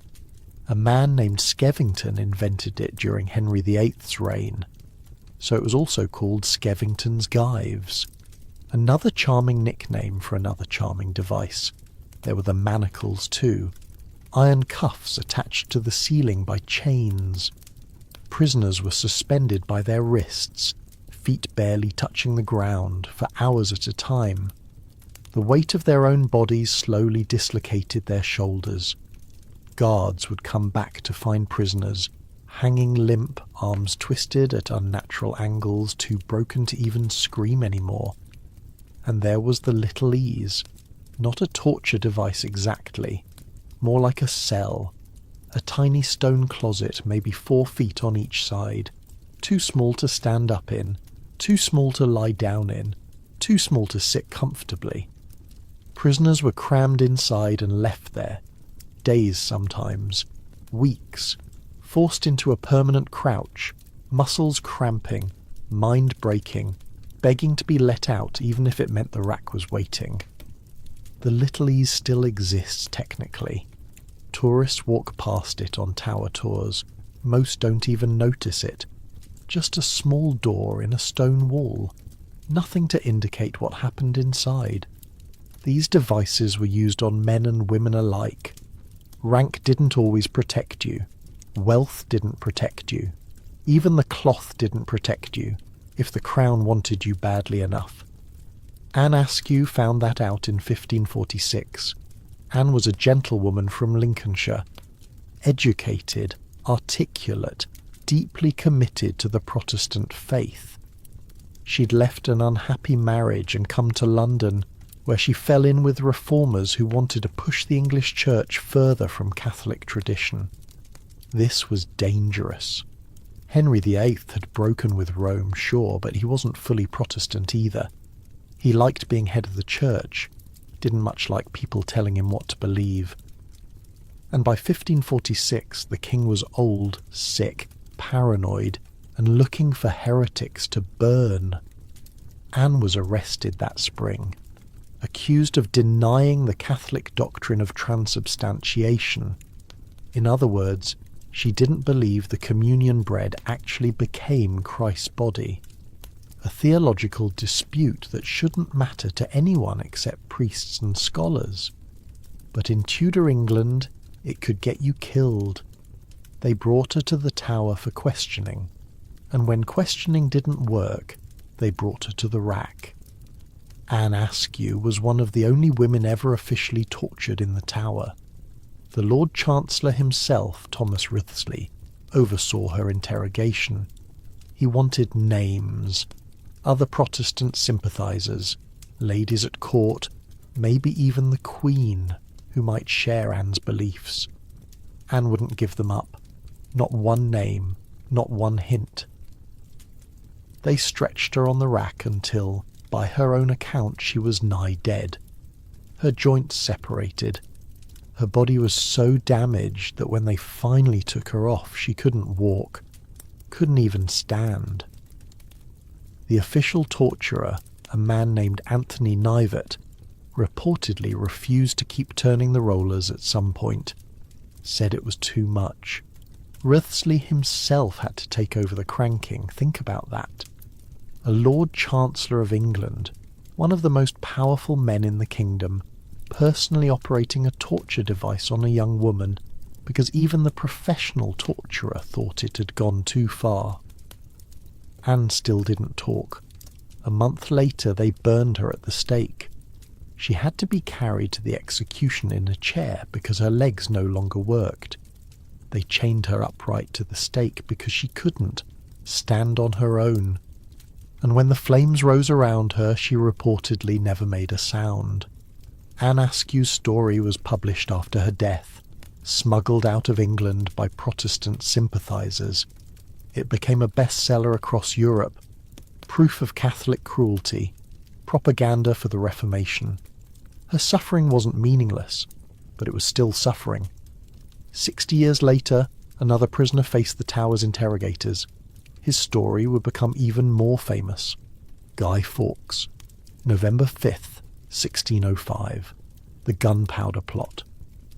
A group of Catholic conspirators tried to blow up Parliament, kill King James III, and somehow spark a Catholic uprising that would restore their faith to power. It was never going to work. Too many people involved. Too many chances for leaks. Someone talked, and the whole thing unravelled. Fawkes was the one they caught in the cellar, guarding 36 barrels of gunpowder, enough explosive to level the entire building and everyone in it. King, lords, commons, all of them. When guards burst in at midnight, Fawkes was carrying a watch, slow matches, and touchwood. Everything he needed to light the fuse that would have changed English history forever. He gave a fake name at first, John Johnson, claimed to be a servant, said he didn't know anything about any plot. The guards didn't believe him. Neither did the king. King James himself took an interest in the interrogation. He wrote a letter authorizing torture with specific instructions. Start with the gentler tortures, he wrote, and if those didn't work, proceed by degrees to the worst. The phrase by degrees tells you everything. They weren't supposed to break him all at once. They were supposed to take their time. They took Fawkes to the tower. We don't know exactly what they did to him. The records are deliberately vague, but we can see the results. Before his torture, Fawkes signed his name with a clear, confident hand. The signature of a soldier, a man used to documents and authority. After several days in the tower's basement, he signed again. The second signature is barely legible, a shaky scrawl that looks like a child's first attempt at writing. His hands were so damaged, his body so broken, that he could barely hold the pen, could barely form letters. The transformation is visible in those two signatures, preserved in archives, showing exactly what the tower did to him. Fawkes confessed. Of course he confessed. Everyone confessed eventually. He gave up the names of his co-conspirators, the details of the plot, everything the government wanted to know. Then they executed him and his friends by hanging, drawing and quartering. The most brutal death the English legal system could devise. Fawkes got lucky, in a way. He was so weak from torture that when they hanged him, his neck broke immediately. He died before they could cut him down and butcher him alive. Small mercies. But not every story from the tower's dungeons ends in death. Some prisoners got out, a few even escaped. John Gerard was a Jesuit priest, a Catholic missionary operating secretly in Protestant England, knowing that capture meant death. The government hunted men like him relentlessly, said mass in hidden rooms, baptized children in secret, heard confessions from Catholics too scared to practice their faith openly. They caught him in 1594. Gerard was held in various prisons before ending up in the Tower in 1597. The authorities knew he was important, knew he had connections to the Catholic underground. They wanted names, safe houses, networks. They wanted to tear apart the entire secret church he'd helped build. So they hung him from the manacles. Gerard described it later in his autobiography, one of the few first-hand accounts of tower torture we have. They led him to a room with iron gauntlets hanging from a pillar, made him climb a stool, locked his wrists into the gauntlets, then kicked the stool away. He hung there for hours, his entire body weight suspended from his wrists, arms stretched above his head, feet dangling, barely brushing the ground. The pain was excruciating at first, then went beyond pain into something he couldn't even describe. His hands went numb, his vision blurred. He thought he was dying. They did this to him multiple times, brought him back, hung him up, waited for him to break. He never did. Never gave up a single name. Between torture sessions, Gerard was held in the Salt Tower, a round chamber with stone walls where prisoners had carved their names over the centuries. He could trace the marks of those who'd come before him, Catholics mostly, men who'd suffered in the same rooms, some of whom had died for the same faith. Gerard started planning his escape. He had allies outside, fellow Catholics who hadn't been caught. He communicated with them using invisible ink made from orange juice, wrote secret messages between the lines of innocent letters. When the paper was heated, the hidden words appeared. It was a trick he'd learned somewhere, probably from other priests who'd evaded capture. The plan was insane. Gerard was being held in the Salt Tower overlooking the moat. His friends would row a boat to the base of the wall after dark when the guards changed shifts and attention was lowest. They'd throw a rope up to his window. He'd tie it off, climb down, and escape across the water. The problems were obvious. Gerard's hands were ruined from the manacles. His fingers barely worked. He could hardly hold a spoon to feed himself, let alone grip a rope tight enough to support his weight. Climbing down would require strength he didn't have, and if anything went wrong, if a guard looked out a window at the wrong moment, if the rope broke, if the boat drifted too far, he'd either drown in the moat or be recaptured. Recapture meant the manacles again, the rack this time probably, and then execution. He practiced in his cell, tried to rebuild the muscles in his hands by squeezing whatever he could find, prepared himself mentally for what was coming, wrote goodbye letters, just in case. He did it anyway. On the night of October 5th, 1597, Gerard waited until full dark. His accomplices were somewhere below, invisible on the black water. The signal came, a low whistle, barely audible over the wind. Gerard crept to his window, wedged it open, trying not to make noise. Saw the faint shape of a boat below. 2 men huddled inside.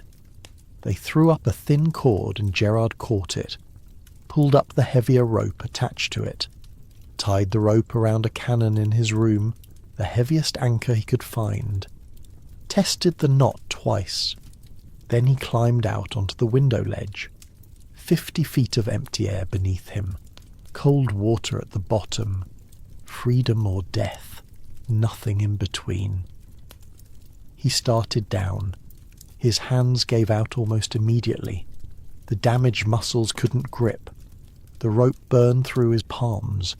He wrapped his arms around it instead, hooking his elbows, sliding more than climbing. His sleeves tore. His skin tore. Blood made the rope slippery. Halfway down, he stopped. Couldn't go further.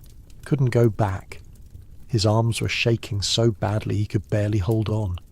He hung there in the darkness, suspended between the tower wall and the water, and thought this was how he would die. But his friends had thought of this. They'd tied knots in the rope at intervals, places where he could hook his arms and rest.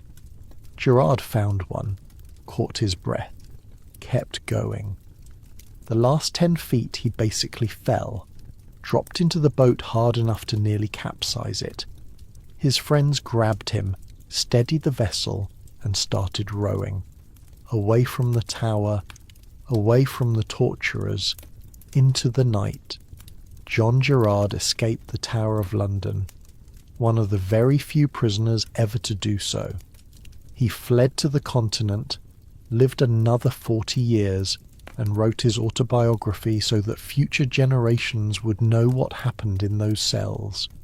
He never named his accomplices, never revealed who had helped him. Even in safety, even decades later, he protected them. The tower kept torturing prisoners for another century or so. The practice gradually faded as England became more squeamish about such things. By the 1700s, the Rack and the Scavenger's Daughter were curiosities shown to tourists as relics of a barbaric past. But the rooms are still there, the stone walls that absorbed so many screams, the iron rings where chains once hung. If you take the tower tour today, you can see some of the old equipment, reproduction racks, restored manacles, information plaques explaining how everything worked. It all looks very educational now, very museum-like, safe. But late at night, when the tourists are gone and the ravens have settled, there are stories, guards who hear sounds from the basement, screams that can't be explained, cold spots that appear in rooms where prisoners once hung from the ceiling. Anne Askew might still be there, Guy Fawkes, all the nameless prisoners who broke on the rack and confessed to crimes real and imagined. The tower remembers. It always remembers. By the 1600s, the tower had settled into a kind of routine. Prisoners came in, some walked out, some were carried out in pieces. The ravens watched from the battlements. The guards did their rounds, business as usual, but every now and then something happened that nobody saw coming. In 1671, a man named Thomas Blood tried to steal the crown jewels, not just look at them, not just touch them, actually steal them. The crown, the orb, the sceptre, the physical symbols of English monarchy, kept under guard in the most secure fortress in the kingdom. And he almost got away with it. Blood was Irish, a former soldier, an adventurer, a man with a talent for schemes that range from ambitious to completely insane. He'd already tried to kidnap the Duke of Ormond and hang him at Tyburn. That attempt had failed, but Blood escaped punishment somehow. He always seemed to escape punishment. His plan for the jewels was elaborate. It started with reconnaissance. Blood disguised himself as a parson, a respectable clergyman just visiting London. He went to the tower as a tourist, paid his fee, and asked to see the crown jewels like any other curious visitor. The jewels were kept in a basement room called the Jewel House. An elderly man named Talbot Edwards was the keeper, living in an apartment above the vault with his family. Edwards was 77 years old. He'd held the position for years. He was proud of his jewels, happy to show them off, grateful for the tips that visitors left. Blood played the part perfectly. He was charming, pious, full of compliments for Edwards and his family. He came back several times, building a friendship with the old man, brought his wife along once. She pretended to feel faint, and Mrs. Edwards kindly invited her upstairs to rest. Now Blood knew the layout of the private apartments too. The final piece of his plan was a marriage proposal. Blood mentioned that he had a nephew, a fine young man with money, who was looking for a wife. Edwards had a daughter. Wouldn't it be lovely if the two young people could meet? Edwards was delighted. A wealthy husband for his daughter? What father wouldn't want that? They arranged a meeting. Blood would bring his nephew to the tower on the morning of May 9th, 1671. They would all have breakfast together, discuss the match, celebrate the happy occasion. Blood arrived early. He had 3 accomplices with him, all armed, none of them his nephew. He told Edwards that while they waited for the others, perhaps the old man could show his friends the crown jewels. They were so eager to see them. Edwards agreed, led the group down to the jewel house, unlocked the door, stepped inside. The moment they were in, Blood hit him with a mallet. The 77-year-old keeper went down hard. Blood's men stuffed a gag in his mouth, tied him up, threw a cloak over his head. Edward struggled, tried to shout, threw the gag. One of the thieves stabbed him with a short blade, not deep enough to kill, but deep enough to make the point. Then they went to work on the jewels. The plan was to hide everything under their cloaks, walk out of the tower like nothing had happened. But the crown jewels weren't designed for concealment. The orb was too bulky, the crown was too awkward, the sceptre was too long. Blood had solutions. He flattened the crown with his mallet, hammering the priceless gold into a shape that would fit under his coat. His accomplice shoved the orb down his breeches. For the sceptre, they tried to saw it in half. They were still sawing when everything fell apart. Edward's had a son, a soldier named Wythe, just returned from fighting in Flanders that very morning. He'd been away for years, finally back to see his family, walking through the tower gates with no idea what he was about to find. He arrived at his father's apartment, found it empty, called out. No answer. Strange. His father was always there, guarding the jewels, entertaining visitors. Where could he have gone? Wythe went downstairs looking for his father and walked straight into the jewel house. The scene must have frozen him for a second. His elderly father on the floor, bleeding, bound, a cloak over his head. 3 strangers with the crown jewels in their hands, the crown hammered flat, the sceptre half sawed. The orb stuffed down someone's trousers. Then everyone moved at once. Treason, Wythe shouted. Murder. The crown is stolen. Blood and his men shoved past him, ran for the exit. A warder named Captain Beckman heard the shouting and gave chase. More guards joined. Suddenly it was a foot race through the tower, 3 thieves sprinting for freedom with the symbols of monarchy bouncing in their clothes. They almost made it. Got past the inner ward. Got through the first gate. Blood still had the flattened crown under his cloak. He could see the horses they'd hidden near the wharf. Just a few more yards. A guard tackled Blood at the final gate. The crown went flying, clattering across the cobblestones. The accomplice with the orb in his pants was grabbed a moment later. One man got away briefly, but was caught before he could reach a boat. The whole gang was captured, disarmed, and dragged off to face what should have been certain death. Old Talbot Edwards survived his injuries somehow. 77 years old, stabbed and beaten, and he lived to tell the tale. His son was hailed as a hero. The crown jewels were recovered, a bit dented but intact. And blood. Blood should have been executed. Treason, assault, robbery. Any one of those charges could have meant the scaffold. Instead, something bizarre happened. Blood refused to talk to anyone except the king. Demanded a personal audience with Charles II. Said he would only explain himself to the monarch directly. Any other prisoner would have been laughed at, then hanged. But Blood was interesting. Charles was curious. They met. What exactly was said, nobody recorded. But when the meeting ended, Blood wasn't just pardoned. He was given a pension, lands in Ireland, a place at court. The man who tried to steal the crown jewels became a friend of the king who owned them. Theories abound. Maybe Charles admired the audacity.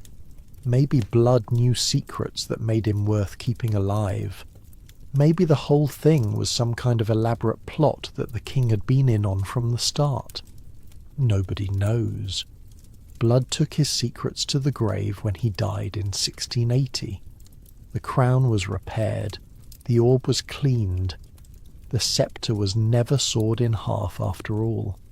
New security measures were installed, and the story of Colonel Blood became part of the tower's legend, proof that even the most secure fortress could be vulnerable to a man with enough nerve. The jewels Blood tried to steal weren't even the original crown jewels, by the way. Those had been destroyed decades earlier. During the English Civil War, Parliament had executed King Charles III and abolished the monarchy. They didn't need crowns and sceptres anymore. Symbols of royal tyranny, they called them. So they melted them down, sold the gold, pried out the gems and auctioned them off. Centuries of accumulated regalia, gone in a few months of revolutionary zeal. When Charles II came back in 1660 and the monarchy was restored, they had to make new jewels from scratch. The crown Blood flattened was only 11 years old at the time, brand new as these things go. The tower itself had played a role in the Civil War. When fighting broke out between King and Parliament in 1642, London sided with Parliament. The tower, sitting in the heart of London, became a parliamentary stronghold. They stored weapons there, held royalist prisoners, used it as a base for defending the city. Charles III never got his tower back. He lost the war, lost his crown, and lost his head outside the banqueting house in 1649. His supporters were hunted down. Some of them ended up in the same tower cells where they'd once locked up parliamentary enemies. After the Restoration, Charles II took revenge.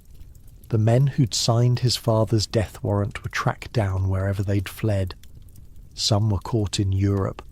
Others were dug up from their graves, their corpses hanged and beheaded posthumously. Oliver Cromwell, the Lord Protector who'd ruled England after Charles III's execution, got the worst of it. He died in 1658 and been buried in Westminster Abbey with full honours. 3 years later, his body was exhumed, dragged through London, hanged at Tyburn, and beheaded. His skull was stuck on a spike outside Westminster Hall, where it stayed for 25 years. When it finally blew down in a storm, the skull began a strange journey, passed from collector to collector, displayed in private museums, sold at auction. It wasn't returned to Cromwell's family for burial until 1960. 300 years of wandering for a dead man's head. The tower collected more prisoners as the century wore on, Jacobites mostly, supporters of the exiled Stuart kings who kept trying to reclaim the throne they'd lost. In 1715 and again in 1745, Scottish armies marched south behind Stuart pretenders. Both times they were crushed. Both times their leaders ended up in the tower. The Earl of Kilmarnock, the Earl of Cromarty, Lord Balmerino, Lord Lovat. Names that meant something in the Scottish Highlands, nothing in London. They waited in the tower while their trials dragged on, knowing how the story would end. Lord Lovat was the last of them, 80 years old in 1747. A wily old politician who'd switched sides so many times that even he probably lost track. He'd supported the Jacobite Rising of 1745, and when it failed, he couldn't talk his way out of it this time. They built his scaffold on Tower Hill. A huge crowd gathered, the biggest in years. Everyone wanted to see the old traitor get his head chopped off. They packed the streets, climbed on rooftops, filled a wooden grandstand that had been built for spectators. The grandstand collapsed. Too many people. The supports gave way, and dozens of spectators crashed to the ground. At least 12 died, maybe more, killed trying to watch someone else die. Lovat thought it was hilarious. From the scaffold he looked at the chaos and laughed. The more mischief, the better sport, he reportedly said. Then he laid his head on the block and died. The last person beheaded in England. After him, execution meant the rope. The tower kept evolving. Less a prison now, more of an armoury and archive. The menagerie was still there. expanded over the centuries until it held lions, leopards, monkeys, an elephant or two. But by the 1830s, the zoo was becoming a problem. The animals were restless, the conditions were cruel, and sometimes things got dangerous. In 1830, a keeper was mauled by a leopard. A lion escaped its cage briefly. A monkey bit a soldier badly enough to cause a scandal. The Duke of Wellington, Constable of the Tower at the time, decided enough was enough. In 1835, the menagerie was closed for good. The animals were transferred to the New London Zoo in Regent's Park, where they'd have proper enclosures and professional keepers. The lion cages were torn down. The bear pit was filled in. After 6 centuries, the Tower's collection of exotic beasts was finally gone. What remained was history and ghosts. The Victorians loved both. They were obsessed with the medieval past, romanticising an era that had been anything but romantic for the people living through it. They restored parts of the tower to a medieval appearance, tearing down later additions and rebuilding battlements that looked properly ancient. They opened new areas to tourists, printed guidebooks full of gruesome stories, trained the yeoman warders to give entertaining tours. Queen Victoria herself visited multiple times. She walked the same corridors where her Tudor ancestors had imprisoned their enemies, stood on Tower Green where the scaffolds had been erected, probably thought about how different her reign was, how civilised, how modern, and the Victorians spread the ghost stories, collected them like specimens, embellished them, published them in magazines and penny dreadfuls, made them part of the Tower's official mythology. A guard in 1816 swore he saw a ghostly bear emerge from a doorway near the Jewel House. It was late at night, and he was alone on patrol. The thing came out of nowhere, padding toward him in the darkness. He thrust his bayonet at the beast, but the blade passed straight through, hit the wooden door behind with a thunk. The bear vanished. The guard collapsed. He was found the next morning babbling about what he'd seen. Nobody believed him at first.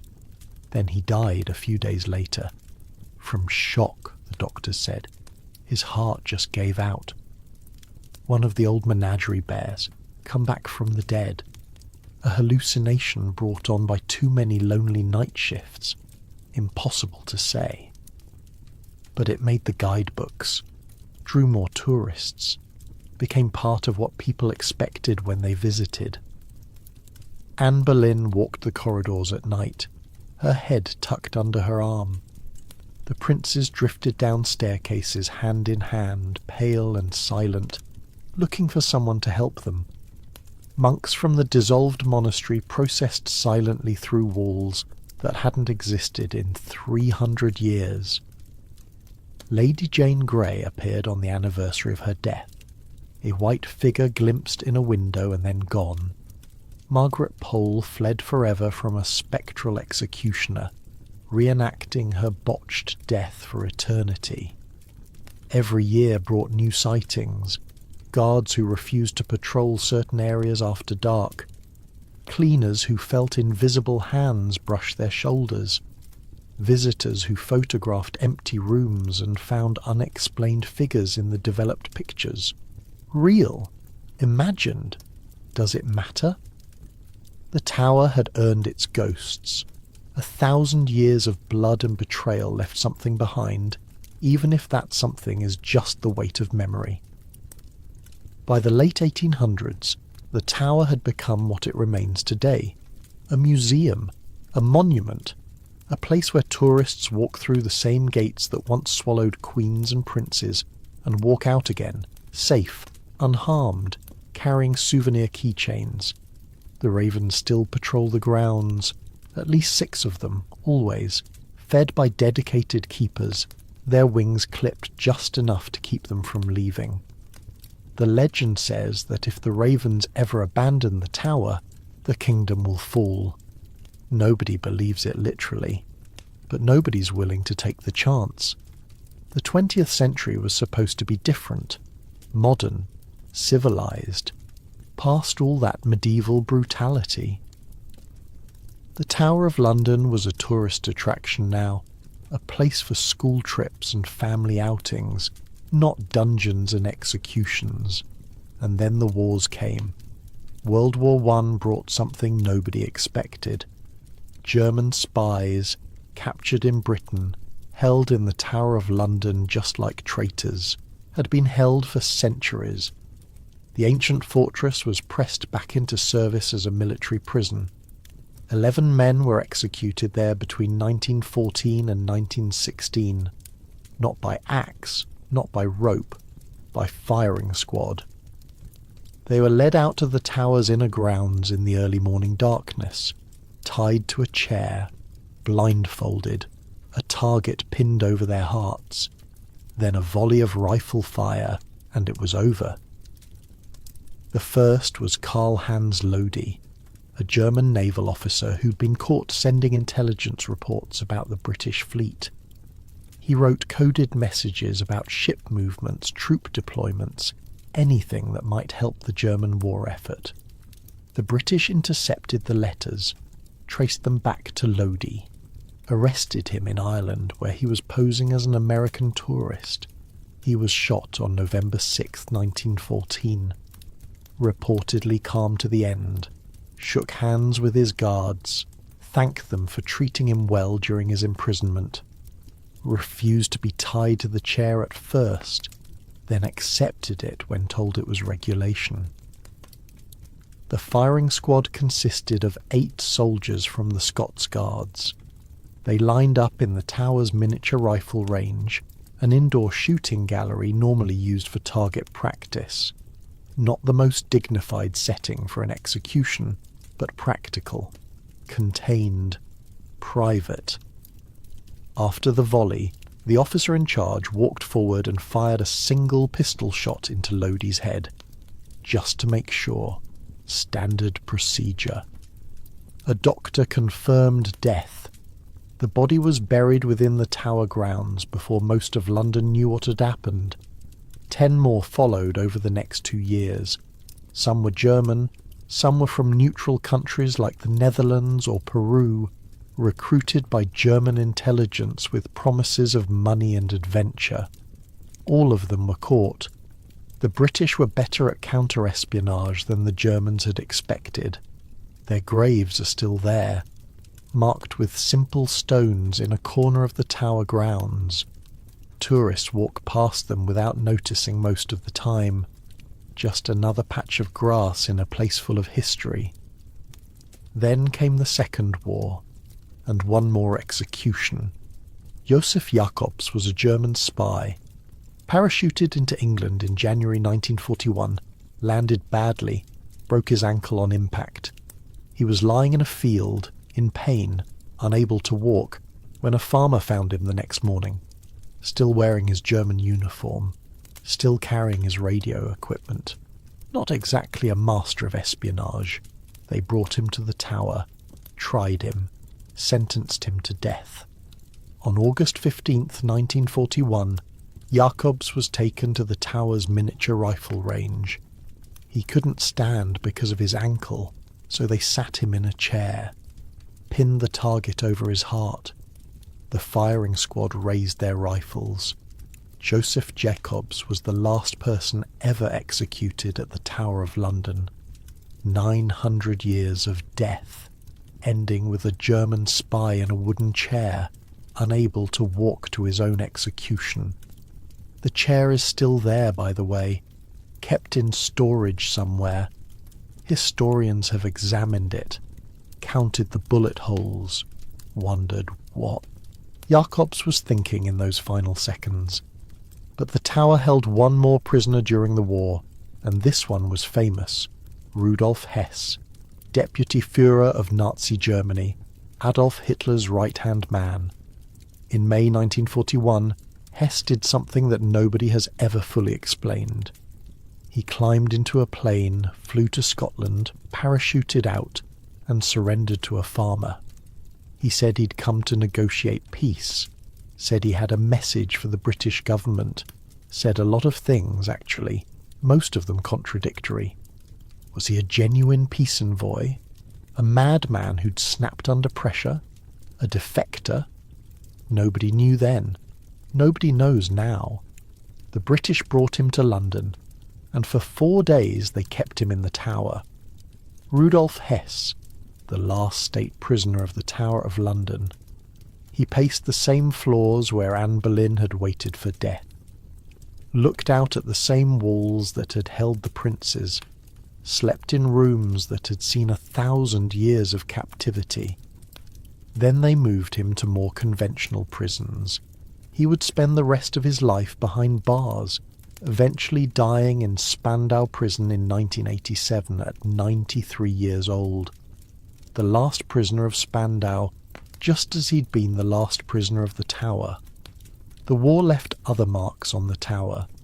German bombs fell during the Blitz of 1940 and 1941. Several buildings were damaged. The medieval chapel of St. Peter ad Vincula, where so many executed prisoners lay buried, had its roof blown off. Fire spread through parts of the complex. The crown jewels were secretly removed, hidden somewhere safe for the duration, probably in the countryside, maybe underground, the exact location still classified. Nobody wanted to risk losing them to a German bomb, and the ravens nearly disappeared. By 1945, the Tower's famous birds had been reduced to a single survivor. The bombing had killed some. Others had flown away in panic and never returned. The ancient legend said that if the ravens ever left the Tower, the kingdom would fall. Winston Churchill was not a superstitious man, but he was a practical one, and he understood the power of symbols. The British people had just survived years of bombing, rationing and sacrifice. They didn't need their ancient fortress stripped of its iconic birds. Churchill ordered that new ravens be brought to the Tower immediately. The population was rebuilt, fed on a diet of raw meat and blood-soaked biscuits, given names and individual personalities by their keepers, treated in their way like minor celebrities. Today there are always at least 6 ravens at the Tower, usually 7 or 8. Their wings are clipped just enough to keep them from flying away, but they can still hop and flutter around the grounds. They're surprisingly large up close, bigger than most people expect, with thick black feathers and intelligent eyes that seem to watch everything. Tourists photograph them. Children try to pet them, which the ravens don't appreciate. The birds mostly look annoyed at all the attention, stalking around the grounds with the dignity of creatures who know they're important. Each raven has a name: Jubilee, Harris, Grip, Poppy, Georgie, Edgar, Rex. They have distinct personalities too. Some are friendly, some are grumpy, some are mischievous, known for stealing things from tourists or untying shoelaces with their beaks. They're cared for by a dedicated raven master, a yeoman warder whose entire job is keeping the birds healthy and happy. It's a real position. One of the stranger jobs in the British government. The current raven master lives in the Tower with his family, sharing space with the ghosts and the tourists and the birds he looks after. The legend says the kingdom will fall if the ravens leave. Nobody believes it literally, but the ravens stay anyway, just in case. Some traditions are worth keeping, even if you can't explain exactly why. After the war, the Tower settled into its final role. No more prisoners, no more executions, just history, preserved and polished for the millions of visitors who stream through every year. Well, almost no more prisoners. In 1952, a young gangster named Ronnie Cray was arrested for failing to report for national service. He'd been drafted into the army, didn't want to go, and the authorities eventually caught up with him. They held him in the tower for a few days before transferring him elsewhere. Ronnie and his twin brother Reggie would become the most infamous gangsters in British history. They ran organised crime in London's East End through the 1960s, built an empire on violence and intimidation, and eventually went to prison for murder. But for a brief moment in 1952, Ronnie Kray was a Tower of London prisoner, one of the very last, a footnote in the long history of people who passed through those gates and into captivity. The tower became a UNESCO World Heritage Site in 1988. Official recognition of what everyone already knew. This place mattered. 900 years of history, concentrated in a few acres beside the Thames. Today about 3 million people visit every year. They come from everywhere. Japan, Brazil, Germany, Russia. Countries that were once enemies, now sending their tourists to gawk at the crown jewels and take selfies with the beefeaters. The crown jewels are the main attraction for most visitors, kept in a specially designed vault, displayed behind thick glass, protected by security systems that would make a bank jealous. People file past on a moving walkway, catching glimpses of crowns and sceptres that have been used to coronation ceremonies for centuries.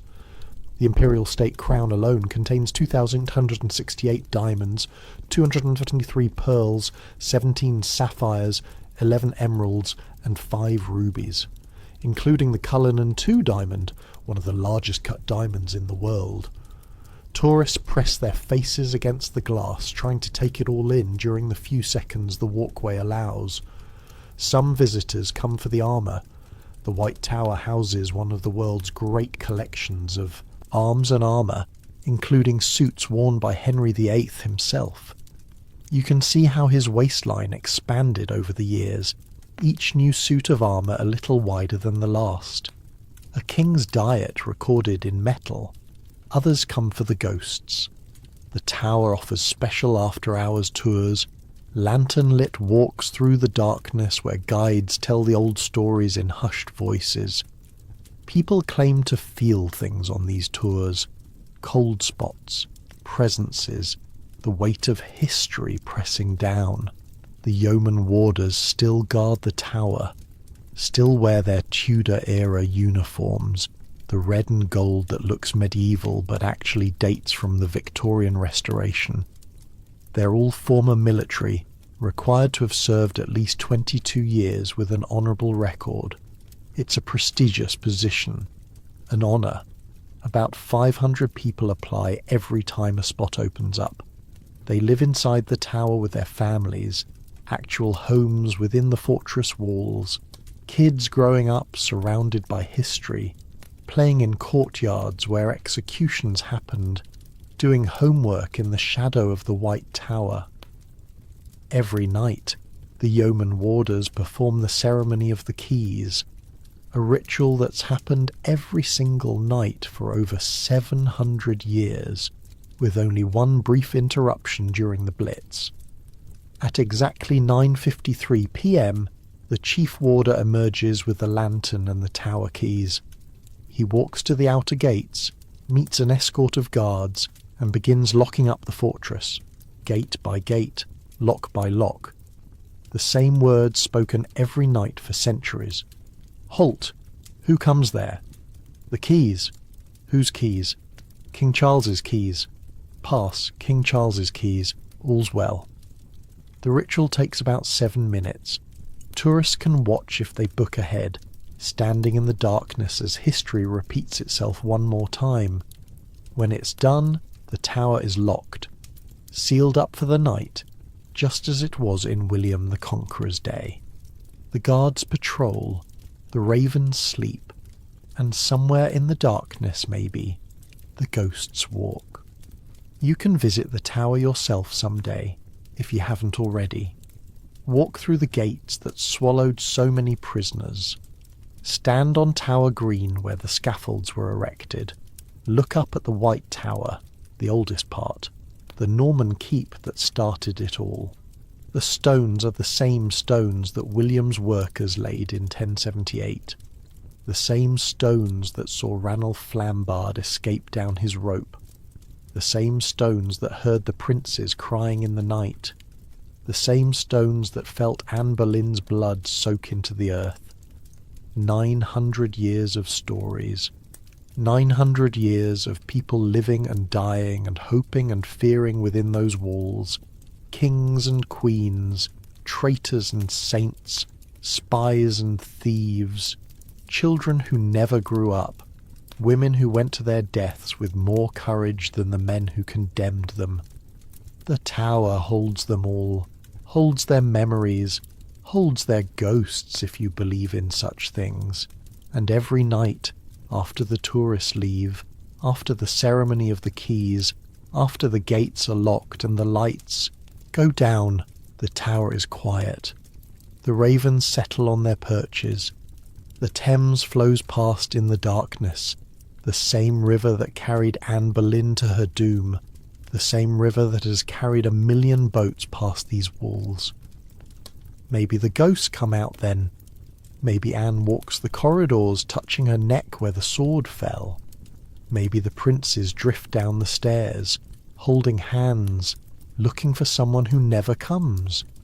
Maybe Guy Fawkes rattles his chains in the basement, or Margaret Pole runs forever from a phantom axe. Or maybe the tower just settles into itself, stone and mortar, history and memory. 1,000 years of stories, sleeping until morning brings the tourist back again. You're safe tonight, warm in your bed, far from cold stone cells and executioners' blades. The tower is thousands of miles away, or maybe just across town, but either way it can't touch you. It's just a story now, just history, just the longest, bloodiest, strangest story that one building has ever contained. The ravens are sleeping, the guards are walking their rounds, the Thames is flowing past in the darkness, carrying the reflections of city lights on water that has flowed there since before London existed. William the Conqueror built his tower to inspire fear, and it worked for 900 years. But tonight, here, now, there's nothing to fear, just the weight of history pressing gently down like a heavy blanket, just the knowledge that people endured, survived, sometimes even escaped. The tower remembers everything, and now so do you. Let your eyes close. Let the story settle into your mind like sediment at the bottom of a river. The princes and the queens, the spies and the thieves, the escapes and the executions, all of it drifting down into dream. The tower will still be there in the morning. It's been there for 1,000 years. It's not going anywhere, but you can rest now. You can sleep. The ghosts keep their own watch tonight.